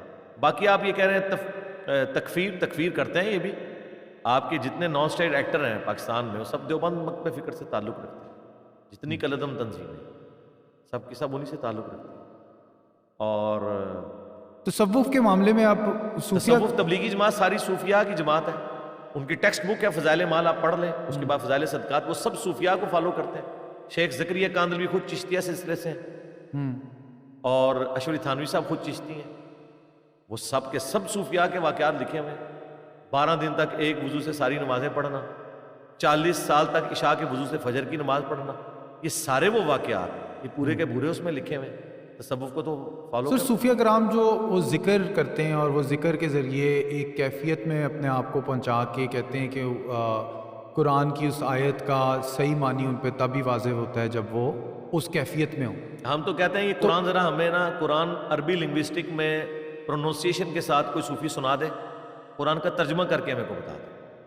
تبلیغی جماعت والا بھی یہی سلسلہ ہے، پوری زندگی یہ جماعت میں گزارتے ہیں، اور جب جاتے ہیں تو 6 نمبر یاد کرتے ہیں، 20 سال بعد بھی وہی 6 نمبر پڑھ رہے ہیں۔ وہ غامدی صاحب نے کہا تھا ان کو پرائمری اسکول میں نہ رہنے دیا کریں یار، 20 سال اگر آپ نے کالج یونیورسٹی میں لگائے ہوں تو کوئی ڈگری آپ کو مل جاتی ہے، یہ تو نہیں ہوتا کہ پہلے دن جو آپ نے سیکھا آخری دن بھی وہی آپ بیان کر رہے ہیں۔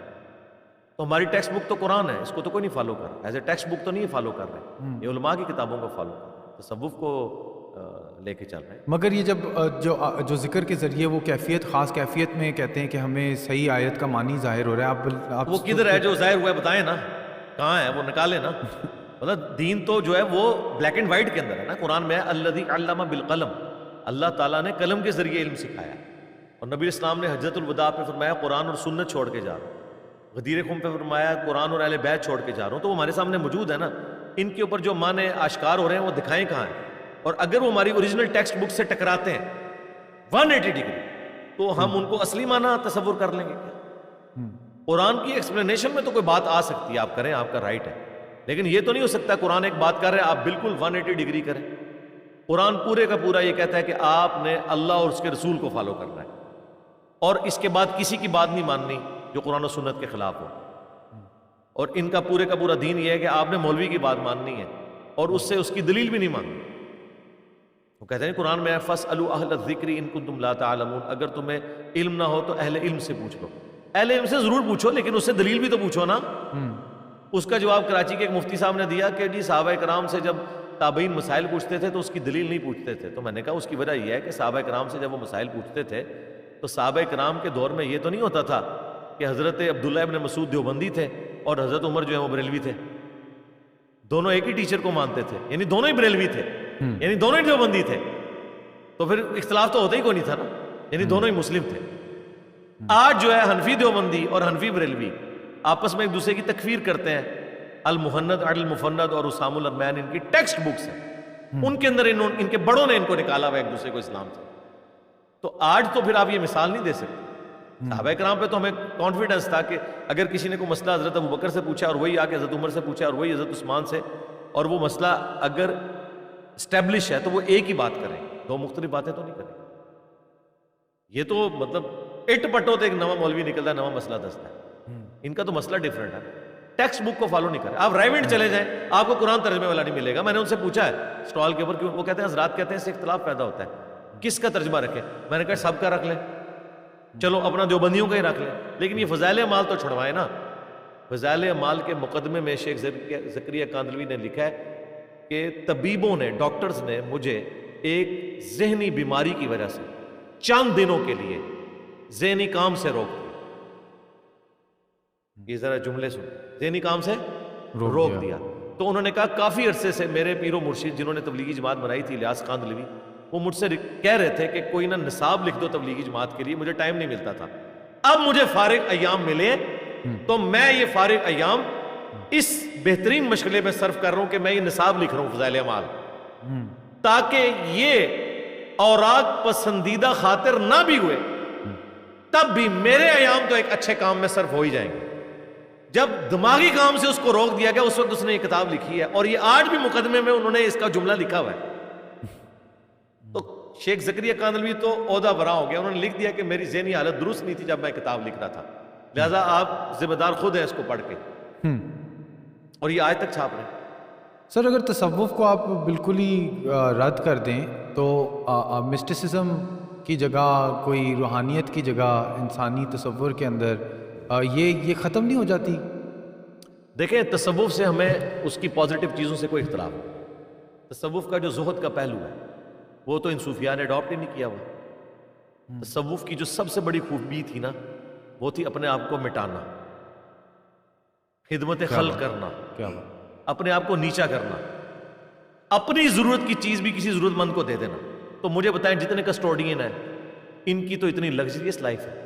آپ کو کہتے ہیں اللہ کے نبی چٹائی پہ بیٹھتے تھے اور ان کی گاڑیاں دیکھیں, تو یہ تصوف کی کس چیز کو فالو کر رہے ہیں؟ تصوف سے انہوں نے وہ چیز لی جو ان کے مطلب کی تھی. تو زہد والی چیز تو نہیں لی, اس کو تو ہم مانتے ہیں, وہ تو صحیح مسلم میں کتاب الزہد چیپٹر ہے, بخاری میں کتاب الرقاق, دل میں نرمی پیدا کرنے والی باتیں, نبی الاسلام کی وہ احادیث کہ اے اللہ محمد اور آل محمد کو بس اتنا ہی رزق دینا کہ ان کی روح اور جسم کا رشتہ برقرار رہے. اب یہ بخاری مسلم دونوں میں حدیث ہے, اس کے اوپر کون عمل کر رہا ہے؟ آپ کو تو چٹائیوں والی حدیثیں سنا رہے ہیں, اپنی تو ان کی اتنی لگژریس لائف ہے. تو یہ تصوف کو انہوں نے فالو تو نہیں کیا جو پازیٹیو چیز تھی, ہم اسے نگیٹ نہیں کرتے. اور مسٹسزم تمام مذاہب کے اندر ہے, کرسچینٹی میں بھی ہے, ہندوؤں میں بھی ہے, اسلام میں بھی مسٹسزم موجود ہے, لیکن اس کا وہ پہلو جس سے ہمیں اختلاف ہے وہ یہ ہے کہ کتاب و سنت کے مقابلے پہ یہ اپنے بزرگوں کی تعلیمات کو لے کے آتے ہیں جو ان کی ذاتی انٹرپریٹیشن ہوتی ہے. ہم لاکھ انہیں بتائیں قرآن و سنت میں لکھا ہوا ہے ایسے, وہ کہتے ہیں نہیں ہمیں بزرگوں نے یہ بتایا. تو ہم کہتے ہیں کہ نبی الاسلام تو امت کو قرآن و سنت کے حوالے کر کے کہتے آپ کے بزرگوں کو کون سا پیرلل میں ریلیجن دے گئے ہیں جو قرآن و سنت سے باہر ہے. اب کوئی کہے کہ نہیں یہ دین ہم نے سینہ بہ سینہ ٹرانسفر کیا ہے, ہم کہیں گے ٹھیک ہے, سینہ بہ سینہ کوئی ایسا دین ہم نہیں مانیں گے جو قرآن کے خلاف ہو, جو اجماع اور عملی تواتر سے ٹرانسفر ہوا ہے. اگر قرآن کے اپوزٹ تعلیمات ہو تو جناب پھر ہم تو کہیں گے کہ یہ دین آپ نے فیبریکیٹ کیا. تو ایسے ہی ہے, قرآن کی جو توحید ہے وہ تو آپ کو ان کے اندر نظر نہیں آئے گی, یہ تو اپنی عبادت کروا رہے ہوتے. قرآن تو کہتا ہے اپنے مال اور اپنی جان کے ذریعے اللہ کی راہ میں جہاد کرو, یہ تو مریدوں کے مال اور مریدوں کی جانیں اپنے لیے یوز کرتے ہیں, تو اپوزٹ چل رہے ہیں. اور جن لوگوں کی یہ مثالیں دیتے ہیں کہ وہ تو ایسے تھے, بڑے مٹے ہوئے لوگ تھے, وہ یہ کرتے تھے, ان کی خوش قسمتی ہے کہ ان کے زمانے میں انجینئر محمد علی مرزا اور یوٹیوب نہیں تھے, ورنہ ان کا بھی پتہ چل جاتا کہ وہ کیا تھے. آپ جو ان کے کسٹوڈین ہیں, آپ کی تو ہم نے زندگی دیکھ لی ہے, آپ جائیں ان کو ساروں کو دیکھیں, ان کا لیونگ سٹینڈرڈ دیکھیں, ان کے کول و فیل کے اندر تضاد موجود ہے. کوئی ایک ماڈل تو پیش کرے نا. اب میں نام نہیں لیتا, پاکستان میں چند ایک علماء جن کو تمام مکاتب فکر کے لوگوں نے بڑی عزت کی نگاہ سے دیکھا, ان کا پردہ بھی فاش ہو گیا, باقیوں کو تو چھوڑ دیں. یعنی 8 سے 10 سال پہلے میں پوچھتا کہ اگر پاکستان میں سے کون سے 10 علماء جو جنت میں جائیں گے تو ان میں پہلا نام اس بندے کا ہوتا. لیکن آج اس بندے کو لوگ کیا کہہ رہے ہیں نام لیے بغیر, لوگوں کو پتہ چل جائے گا میں کس کی بات کر رہا ہوں. بالکل. تو سرکار پھر آپ دیکھ لیں, باقیوں کا بھی یہی حال ہے. سر یہ تواتر کے عمل کے ذریعے جو ہمارے پاس چیزیں اس میں گنجائش ہوتی ہے کوئی غلطی کی؟ جو تو ایگریڈ اپان ہے اس میں تو غلطی کی گنجائش نہیں ہے. اور یہ امت کا اجماع ہوگا جی, اور جڑا ہوا ہے یہ ایک سے ایک اگلی یہ اللہ تعالیٰ کی نسل در نسل غیر معمولی پروٹیکشن ہے. سورہ النساء کی آیت نمبر 115 میں اللہ نے سبیل المومنین کی پیروی کا حکم دیا. امام شافعی نے کہا میں نے قرآن کئی دفعہ پڑھا, اجماع امت کی دلیل قرآن سے تلاش کرنے کے لیے, تو میری ہمیشہ نظر اس آیت پہ رکی کہ مومنین کا جو راستہ اس کو آپ نے اڈاپٹ کرنا ہے, یہ دلیل ہے. باقی احادیث تو ہیں المستدرک للحاکم میں, المعجم الکبیر طبرانی میں, کہ میری امت کبھی بھی گمراہی پہ جمع نہیں ہوگی, جماعت پہ اللہ کا ہاتھ رہے گا. یعنی پوری امت گمراہ نہیں ہوگی. یہ ہو سکتا ہے کہ امت کی میجورٹی یہ غلط کام کرنا شروع کر دے اور مائنورٹی کہے کہ یہ اس کو نہ کرو, لیکن پھر دو رائے, ہاں دو رائے جب آئی اجماع ٹوٹ گیا. اجماع یہ ہوگا, اجماع میں آپ کو بتاتا ہوں کیا ہے. نمازیں 5 ہیں, فرض کی رکھتے 17 ہیں, 2 فجر 4 ظہر 4 عصر 3 مغرب 4 عشاء. مردے کو قبلہ رخ دفنانا ہے, بچہ پیدا ہو اس کے کان میں اذان دینی ہے, نکاح کے ذریعے میاں بیوی کا رشتہ اسٹیبلش ہوگا. یہ جو مین جو باتیں جن پہ سارے مسلمان متفق ہیں, یہ اجماع امت ہے. اس کے علاوہ جتنی چیزیں ہیں نا ان میں اجماع کوئی نہیں. جب اجماع نہیں ہے تو اس میں پھر آپ کتابوں کو دیکھیں, کیونکہ کتابوں نے 1200 سال پہلے دین کو فریز کر دیا. سر نماز کا طریقہ تواتر کے ذریعے ہی ہمارے پاس پہنچتا ہے نا؟ ہاں, جو بیسک سٹرکچر ہے, بیسک سٹرکچر ہے. بیسک اور روزہ رکھنے کا بھی طریقہ اسی طرح ہی ہمارے پاس پہنچتا ہے. جی اس طرح ہی ہے. تو یہ اس میں کافی روایات ایسی ہیں جو آپ نے نہیں مینشن کی شاید, وہ تواتر کے ذریعے. آپ نے رمضان کا نہیں مینشن کیا, رمضان ہمارے تواتر کے ذریعے جی ہے. رمضان حج یہ تواتر کے ساتھ ہے, حج بھی پریکٹیکلی تواتر کے مسلمان ساتھ. کر رہے ہیں. سارے مسلمان کعبے ہی جاتے ہیں آج کے لیے, کوئی بغداد شریف تو نہیں جاتا. یہ تو نہیں کہ شیعہ ایران چلے جاتے ہیں, وہ بھی وہیں جاتے ہیں. تو پھر جب قرآن آیا تو ان نے جو تواتر کے ذریعے ایسی روایتیں جو وجود میں آ چکی تھیں, جو ان میں کوئی غلطیاں تھیں, ان کی اصلاح خالی کی ہے؟ نہیں, اصلاح بھی کی ہے, اور باقی شریعت میں کچھ چیزیں ایڈ بھی تو ہوئی ہیں نا جی. جس طرح قرآن میں سورۃ الاعراف میں اللہ تعالیٰ نے فرمایا کہ نبی ان سے بوجھ دور کرتے ہیں اور غلامی کے توق ان سے اتارتے ہیں, اور کئی ایک چیزیں جو ہیں جو انہوں نے اپنے اوپر حرام کی ہوئی تھی ان کو حلال کرتے ہیں. اور وہ اللہ تعالیٰ نے وہ بھی بتایا کہ وہ اللہ تعالیٰ نے سزا کے طور پہ بنی اسرائیل کے اوپر حرام کی تھی, اور وہ سختی یہاں سے اٹھا لی گئی. جس طرح بخاری مسلم میں حدیث ہے, 5 چیزیں مجھے ایسی ملی ہیں جو مجھ سے پہلے کسی پیغمبر کو نہیں ملی. ان میں سے ایک یہ ہے کہ پوری زمین میرے لیے سجدہ گاہ بن گئی ہے. پہلے صرف آپ مسجد میں نماز پڑھتے تھے, کلیسا میں نماز پڑھتے تھے, ٹیمپل میں پڑھتے تھے, باہر آپ کی نماز نہیں ہوتی تھی. لیکن نبی علیہ السلام کی امت جہاں مرضی قبلہ رخ کھڑے ہو کے نماز پڑھ سکتی ہے. ٹھیک ہے, مال غنیمت اگلی امتوں کے لیے حرام تھا, جنگ میں چھوڑا ہوا کافروں کا مال اس کو آگ لگائی جاتی تھی, میری امت کے لیے حلال کر دیا گیا. اسی طریقے سے 1 مہینے کی مسافت سے اللہ نے میری مدد فرمائی, کافروں کے اوپر رعب میرا ڈال دیا, اور اللہ تعالیٰ نے شفاعت کا دروازہ میرے لیے رکھا ہے کہ وہ کھلے گا میرے ہاتھوں کے اوپر, اور مجھے پوری انسانیت کے لیے پیغمبر بنا کے بھیجا ہے. ٹھیک ہے, اور مجھ پہ ختم نبوت فرمائی ہے. صحیح مسلم میں یہ بھی الفاظ ہیں. تو شریعت میں جو وہ ٹھیک ہے, الحج اشہر معلومات, قرآن بھی کہتا ہے کہ حج کے مہینے سب کو معلوم ہے, بتاتا نہیں ہے. وہ عرب میں رواج تھا, پتہ تھا سب, غلطی جہاں تھی وہ ہائی لائٹ کر دی. لیکن بہرحال ظاہر ہے کہ اسلام نے ریٹن ریکارڈ بھی تو ٹرانسفر کیا ہے نا, اس کے بغیر تو معاملات چل نہیں سکتے. دیکھیں آج ایک بندہ کہہ رہا ہے گرین پگڑی سنت ہے, ایک کہہ رہا ہے وائٹ سنت ہے, ایک کہتا ہے بلیک سنت ہے. ایک تو طریقہ ہے کہ ہم تعداد ناپ لیں کہ کون زیادہ کہتے ہیں, یہ تو کوئی طریقہ نہیں ہے. دوسرا طریقہ ہے کہ ہم دیکھیں کہ کتابیں کیا کہتی ہیں, اور کتابیں آپ کو ایک چھلانگ میں 1200 سال کا سفر طے کروا رہی ہیں. آج 29 مئی 2022 ہے, 1200 سال پہلے بخاری مسلم لکھی گئی ہیں. یہ 1200 سال کی چھلانگ تو آپ مار کے دیکھ سکتے ہیں نا کہ اس زمانے تک جو ریٹن ریکارڈ ہے اس میں سنت پگڑی کے کلرز کون سے تھے, اور وہ بلیک اور وائٹ آتے ہیں. تو پھر ہم, اور پھر ان کتابوں کے اوپر متفق بھی ہے امت, ایسا نہیں کہ اتفاق بھی نہیں کرتی.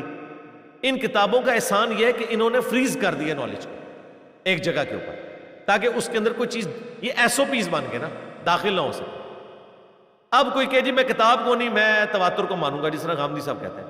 وہ غامدی صاحب جسے تواتر کہہ رہے ہیں اس کو ہم تواتر ماننے کے لیے تیار ہی نہیں ہے. تواتر کی تو بیسک ڈیفینیشن یہ ہے کہ سب لوگ ایک بات کرتے ہو, اجماع ہوگا. ہاں اجماع ہو. یہ نہیں کہ میجورٹی کیا کر رہی ہے. میجورٹی اگر تلوار کے زور کے اوپر کوئی چیز اسٹیبلش کر دے تو آپ اسے مان لیں گے. بھائی فقہ حنفی نے کہ رفع الیدین ختم کروایا تو حکومت رہی ہے نا بنو عباس کی, حکومتی لیول پہ انہوں نے فقہ حنفی جو ہے وہ نافذ کی ہے. ادروائز حدیث کی کتابیں تو سپورٹ نہیں کرتی. پھر دوسری بات ہے ٹھیک ہے تواتر پھر عرب کے ملکوں کا مان ہے نا, جہاں پہ کبھی کفر رہا ہی نہیں ہے. اسلام کے آنے کے بعد کبھی وہاں کفر نہیں رہا, تو وہاں تو رفع الیدین سے لوگ نماز پڑھتے ہیں. خالص دودھ جو ہے وہ بھینس کے نیچے سے ملے گا یا گوالوں سے. اسلام کا اوریجن تو مکہ مدینہ ہے, تو جائیں مکہ مدینہ میں دیکھیں کہ وہاں کے لوگ کس طرح نماز پڑھ رہے ہیں, کن کتابوں کو وہ لے کے چل رہے ہیں. انہی کتابوں کو ہم بھی, کتابوں پہ بھی آپ فیصلہ نہیں کرنا چاہ رہے. عرب کے لوگوں کو جو صحابہ کی اولادیں آپ ان کو بھی ماننے کے لیے تیار نہیں, تو آپ کھڑے کس گراؤنڈ کے اوپر ہیں؟ صرف اس لیے کہ آپ انڈیا پاکستان میں رہتے ہیں اور یہاں میجورٹی لوگ حنفیوں کو فالو کر رہے ہیں تو آپ اسے تواتر, تو آپ کنویں کے مینڈک نہ بنے. آپ ایران میں چلے جائیں, وہاں تو کروڑوں لوگ شیعہ ہیں, وہاں کا تواتر تو پھر شیعت ہو جائے گا. ٹھیک ہے, تواتر اس طرح نہیں ہوتا. تواتر ہوتا ہے پوری دنیا میں. ایک تواتر کی چین روائیں جو چلتی آئی, اور پھر اس کے بعد 1400 سال پہلے پیغام آ گیا خدا کا, اور وہ محفوظ ہو گیا, اور اس کے ذریعے اس کے بعد سے آپ کہہ رہے ہیں کہ تواتر محفوظ ہے جب تک اجماع ہے. جب تک اجماع ہے تو اس کے بعد کوئی غلطی نہیں ہو سکتی. اجماع میں غلطی نہیں ہوگی. اجماع میں غلطی نہیں. جی ہاں, اور یہ ہمیں, اور وہ کتاب مثلا آج دنیا سے ساری کتابیں ختم ہو جائیں تب بھی مسلمان اپنے بچوں کو قبلہ رخ کھڑے ہو کے نماز پڑھنا سکھائیں گے. وضو کا طریقہ سکھائیں گے. کیوں؟ بالکل. نبی علیہ السلام سے سیکھا، صحابہ نے صحابہ سے، تابعین نے تابعین سے، تبع تابعین. جب دین میں لوگوں نے، ظاہر اسلام کے خلاف بہت بڑی سازش ہوئی ہے، رومنز اور پرشین نے اپنا بدلہ اس طرح بھی اتارا ہے کہ جھوٹی حدیثیں شامل کی، غلط انٹرپریٹیشن دین کی شامل کی، ٹھیک ہے، اسلام کا لبادہ اوڑھ کے. تو اس وقت پھر ضرورت محسوس کی گئی کہ صحیح سند کے ساتھ چیزیں جمع کر کے اس نالج کو فریز کیا جائے. اگر یہ حدیث کی کتابیں نہ ہوتی تو یہ 1200 سال میں مزید اس میں کتنی چیزیں ایڈ ہو جاتی. یہاں تو آئے دن چیزیں ایڈ ہوتی رہتی ہیں دین میں. تو بہرحال آپ کو بکش تو بننا پڑے گا. عملی تواتر اور اجماع وہ ہوگا جس کے اوپر سب متفق ہے. جب اختلاف آئے گا تو پھر ہم اختلاف کی صورت میں بک کی طرف ہی تو جائیں گے، اور تو کوئی ہمارے پاس ذریعہ نہیں ہے، پیغمبر تو کوئی آنا نہیں ہے. لیکن اگر آپ کہیں کہ جی میں میجارٹی کو دیکھوں گا، تو میجارٹی کے پیچھے پھر آپ نے دیکھنا ہے ہسٹری میں یہ میجارٹی آپ کے اوپر مسلط کیسے ہوئی ہے، تلوار کے زور کے اوپر. اور سب کو انہوں نے یہ چیزیں سکھا دی. میجارٹی سے تو نہیں ہوتا. آج سے آلموسٹ 50 سال پہلے مسلمانوں کی میجارٹی تصویر کو غلط سمجھتی تھی. پہلے تصویر حرام تھی، پھر مباح ہوئی، اب واجب ہو گئی. مولوی بغیر کیمرے کے سٹارٹ ہی نہیں ہوتا. تو آپ اسے اجماع کہیں گے. اب آ کے اتفاق ہوا ہے. تو اس وقت جو حرام ہونے پہ اجماع تھا تو ہم کہیں گے وہ غلط تھا. اس وقت بھی انٹلیکچوئلز تھے جو یہ کہتے تھے یہ تصویر وہ نہیں ہے جس کی حرمت آئی ہے بخاری مسلم میں. یہ عبادت کے لیے تصویر نہیں بنائی گئی ہیں. ورنہ اگر شکل دیکھنے سے چڑ ہوتی تو اللہ کے نبی آئینہ نہ دیکھتے. نبی علیہ السلام کی اپنی تصویر، ہمیں سب سے زیادہ سینسٹیو چیز تو حضور کی تصویر ہے. وہ ہم آج بھی کہیں گے کہ نہیں بننی چاہیے، ٹھیک ہے، کیونکہ ویسا تو کوئی چہرہ نہیں ہے. اس کے علاوہ جو یہ صحابہ کرام کے اوپر باقی کوئی فلمیں بنائی ہوئی ہیں اس میں کوئی حرج نہیں ہے. ایک موڈ ہے سکھانے کا. نبی علیہ السلام کے اعتبار سے صحابہ کرام سینسٹیو تھے، اس لیے ان کا کوئی مجسمہ نہیں بنایا. پھر رسول اللہ کی اگر وہ تصویر بنائے گا اس کا احترام تو پھر لازمی ہوگا، اور وہ اسی شرک کی طرف آپ چلے جائیں گے. اس لیے بھی حضور کی تصویر نہیں رکھی گئی. مجھے بتائیں اگر حضور کی اوریجنل تصویر ہمارے پاس ہو تو ہم اس کا کتنا احترام کریں گے. اور اسی احترام سے تو حضور روکنا چاہتے تھے. اسی لیے ورنہ تو مصور اس وقت بھی موجود تھے، تصویر بنوا سکتے تھے، ایک ہمارے لیے بنا کے رکھ ہی دیتے، لیکن نہیں بنانے دیتے. کعبے کی دیواروں کے اوپر حضرت ابراہیم کی تصویریں تھیں. صحابہ کرام کو جب حضور نے حکم دیا کہ مٹاؤ، ٹھٹک گئے حضرت ابراہیم کی، حضور نے اپنے مبارک ہاتھوں سے مٹائی. یہ اللہ کے لیے یہ خانقاہ ہے، یہ اللہ کی خانقاہ ہے، اللہ کا گھر ہے. اس میں مخلوق کی کوئی دخل نہیں کہ آپ اس کے سامنے جھکیں اس کی تصویر کے. یہ بات تصویر کے پیچھے یہ تھی. مولانا مودودی نے کبھی تصویر کو حرام نہیں کہا، ڈاکٹر طاہر القادری نے کبھی تصویر کو حرام نہیں کہا، ڈاکٹر سرار نے کبھی حرام نہیں کہا. ان لوگوں کو آج سے 40-50 سال پہلے ان باتوں کی سمجھ تھی کہ یہ وہ تصویریں نہیں ہیں. اور عرب کے علماء نے کبھی بھی تصویر کو حرام نہیں کہا. وہ پہلے دن سے ایکسیپٹ کیے ہوئے ہیں، کیونکہ عرب میں انہوں نے کیمرے اسی وقت لگا لیے. CCTV کیمرے ہمارے تو آج پہنچے ہیں، انہوں نے اسی وقت لگانے شروع کر دیے. آج ہم یہاں بیٹھ کے لائیو مکے مدینے کی نمازیں دیکھتے ہیں. اب تو ہمیں وام بھی نہیں آتا کہ تصویر بنانا بھی کوئی گناہ ہے. تو سر بت کے معاملے میں بھی یہی ہے، اگر آپ اس کی پرستش نہ کر رہے ہوں تو وہ بت بنانا بھی جائز ہے؟ بت بنا کے اس میں نکالنا کیا مثلا کیا کریں؟ اگر گھوڑا چوک پہ گھوڑے بنے ہوئے ہیں جس طرح، گھوڑے کی تو کسی نے رسپیکٹ نہیں کرنی، بنائے، کوئی حرج نہیں، بنائے. اور اگر کوئی آرمی کا جس طرح ہوتا ہے جنرل کی کوئی بنا دیتے ہیں، ہاں اب یہ رسپیکٹ ہے، یہ یہاں پر رسپیکٹ ہے. جی وہ روب کے لیے بنا رہے ہیں. جس طرح صدام حسین نے جگہ جگہ اپنے مجسمے کھڑے کیے ہوئے تھے کہ جہاں لوگ میری بوتی نہ بھی دیکھیں، اس مجسمے سے دیکھ کے خوف کھا جائے، تو وہ حرام ہے کیونکہ اس میں پرستش کا ایلیمنٹ آ سکتا ہے. ہاں پرستش کا اور عزت کا اس لیول کا. یہ چیز، یہ معاملات سے وہ ایکسیپٹیبل. ٹھیک ٹھیک. ویسے آپ کے ہیروز ہیں، ہم ان کی تصویریں بنائیں، ٹھیک ہے، ہمیں کوئی حرج نہیں. اور دیوار پہ میں پوسٹر لگا، ہاں لگائیں، کوئی حرج نہیں ہے. ٹھیک ہے. لیکن وہ پوسٹر گر جائے تو آپ اوہ نہیں کرنا آپ نے، اور نہ آپ نے اس کے اوپر ہار ٹانگنا ہے، یا اس کے اوپر کوئی ہاتھ پھیر دے تو آپ نے ناراض نہیں ہونا. وہ تو بت بھی ہو تو کوئی حرج نہیں ہے. بخاری مسلم میں حضرت عائشہ جو ہے گڑیوں سے کھیلتی تھی شادی کے بعد بھی، تو وہ تو بت ہے نا. اس لیے کہ بچہ جب گڑیا سے کھیلتا ہے وہ پھینک بھی دیتا ہے، اس کی رسپیکٹ نہیں کرتا.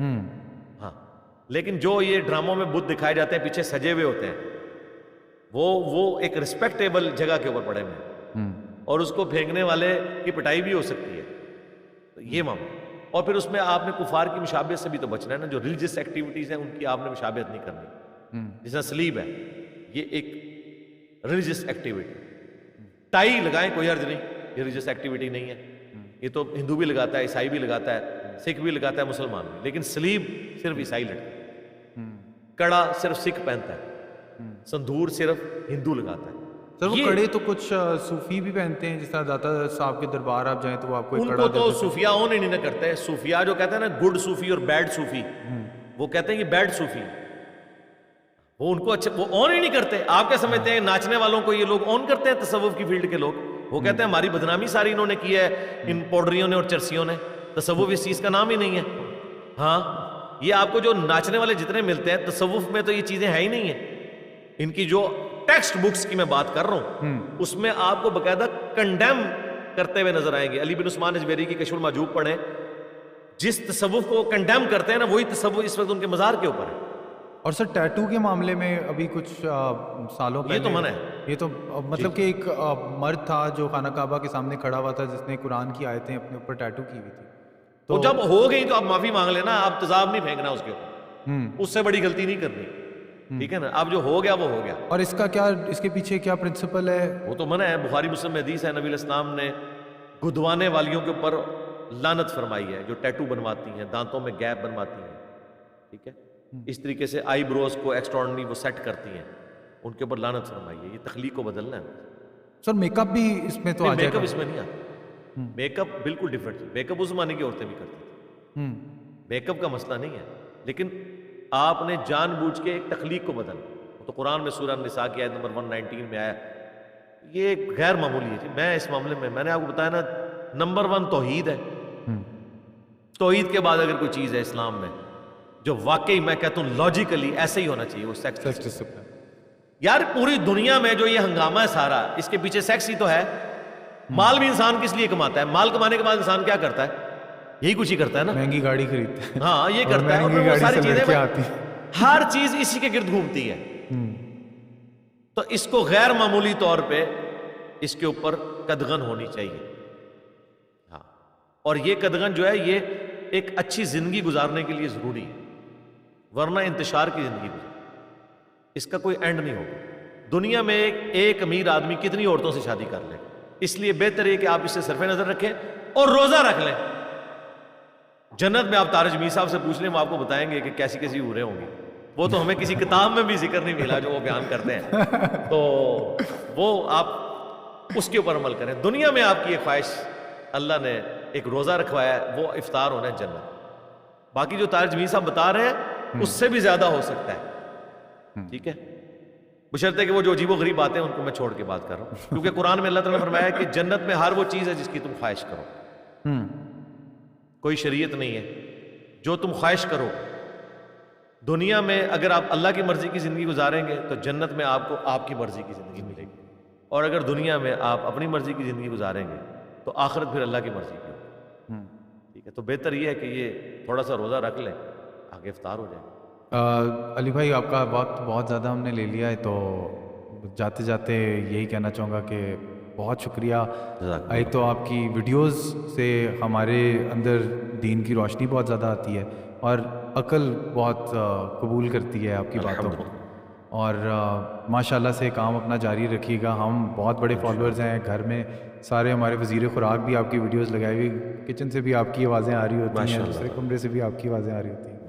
تو وہ شاید اس لیے کہ میں عورتوں کے حقوق کے اوپر بولتا ہوں اس لیے. جزاکم اللہ خیرا واحسن الجزاء.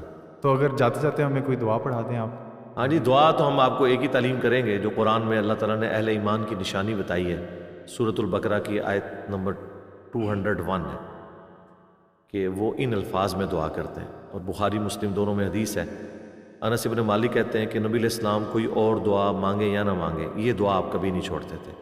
اللہم ربنا آتنا فی الدنیا حسنہ وفی الآخرۃ حسنۃ وقینا عذاب النار.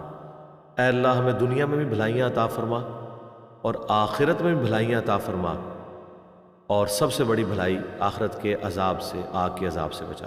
آمین آمین. یہ دعا میں ساروں کے لیے روزانہ کرتا ہوں. آپ کو بھی یہ دعا تعلیم کروں گا کہ یہ نبی علیہ السلام نے تعلیم فرمائی ہے، یہ دعا مانگیں کہ دنیا میں بھلائیاں مانگیں اور آخرت میں. مسلمان صرف آخرت اورینٹڈ نہیں ہوتا، دنیا میں بھی اللہ سے خیر مانگتا ہے. مسلم شریف میں حدیث ہے کہ دنیا برتنے کی جگہ ہے اور سب سے بہترین سرمایہ نیک بیوی ہے. آپ کو وہ مبارک ہو. تھینک یو جی. ٹھیک ہے، جزاک اللہ خیر. Thank you. جزاک.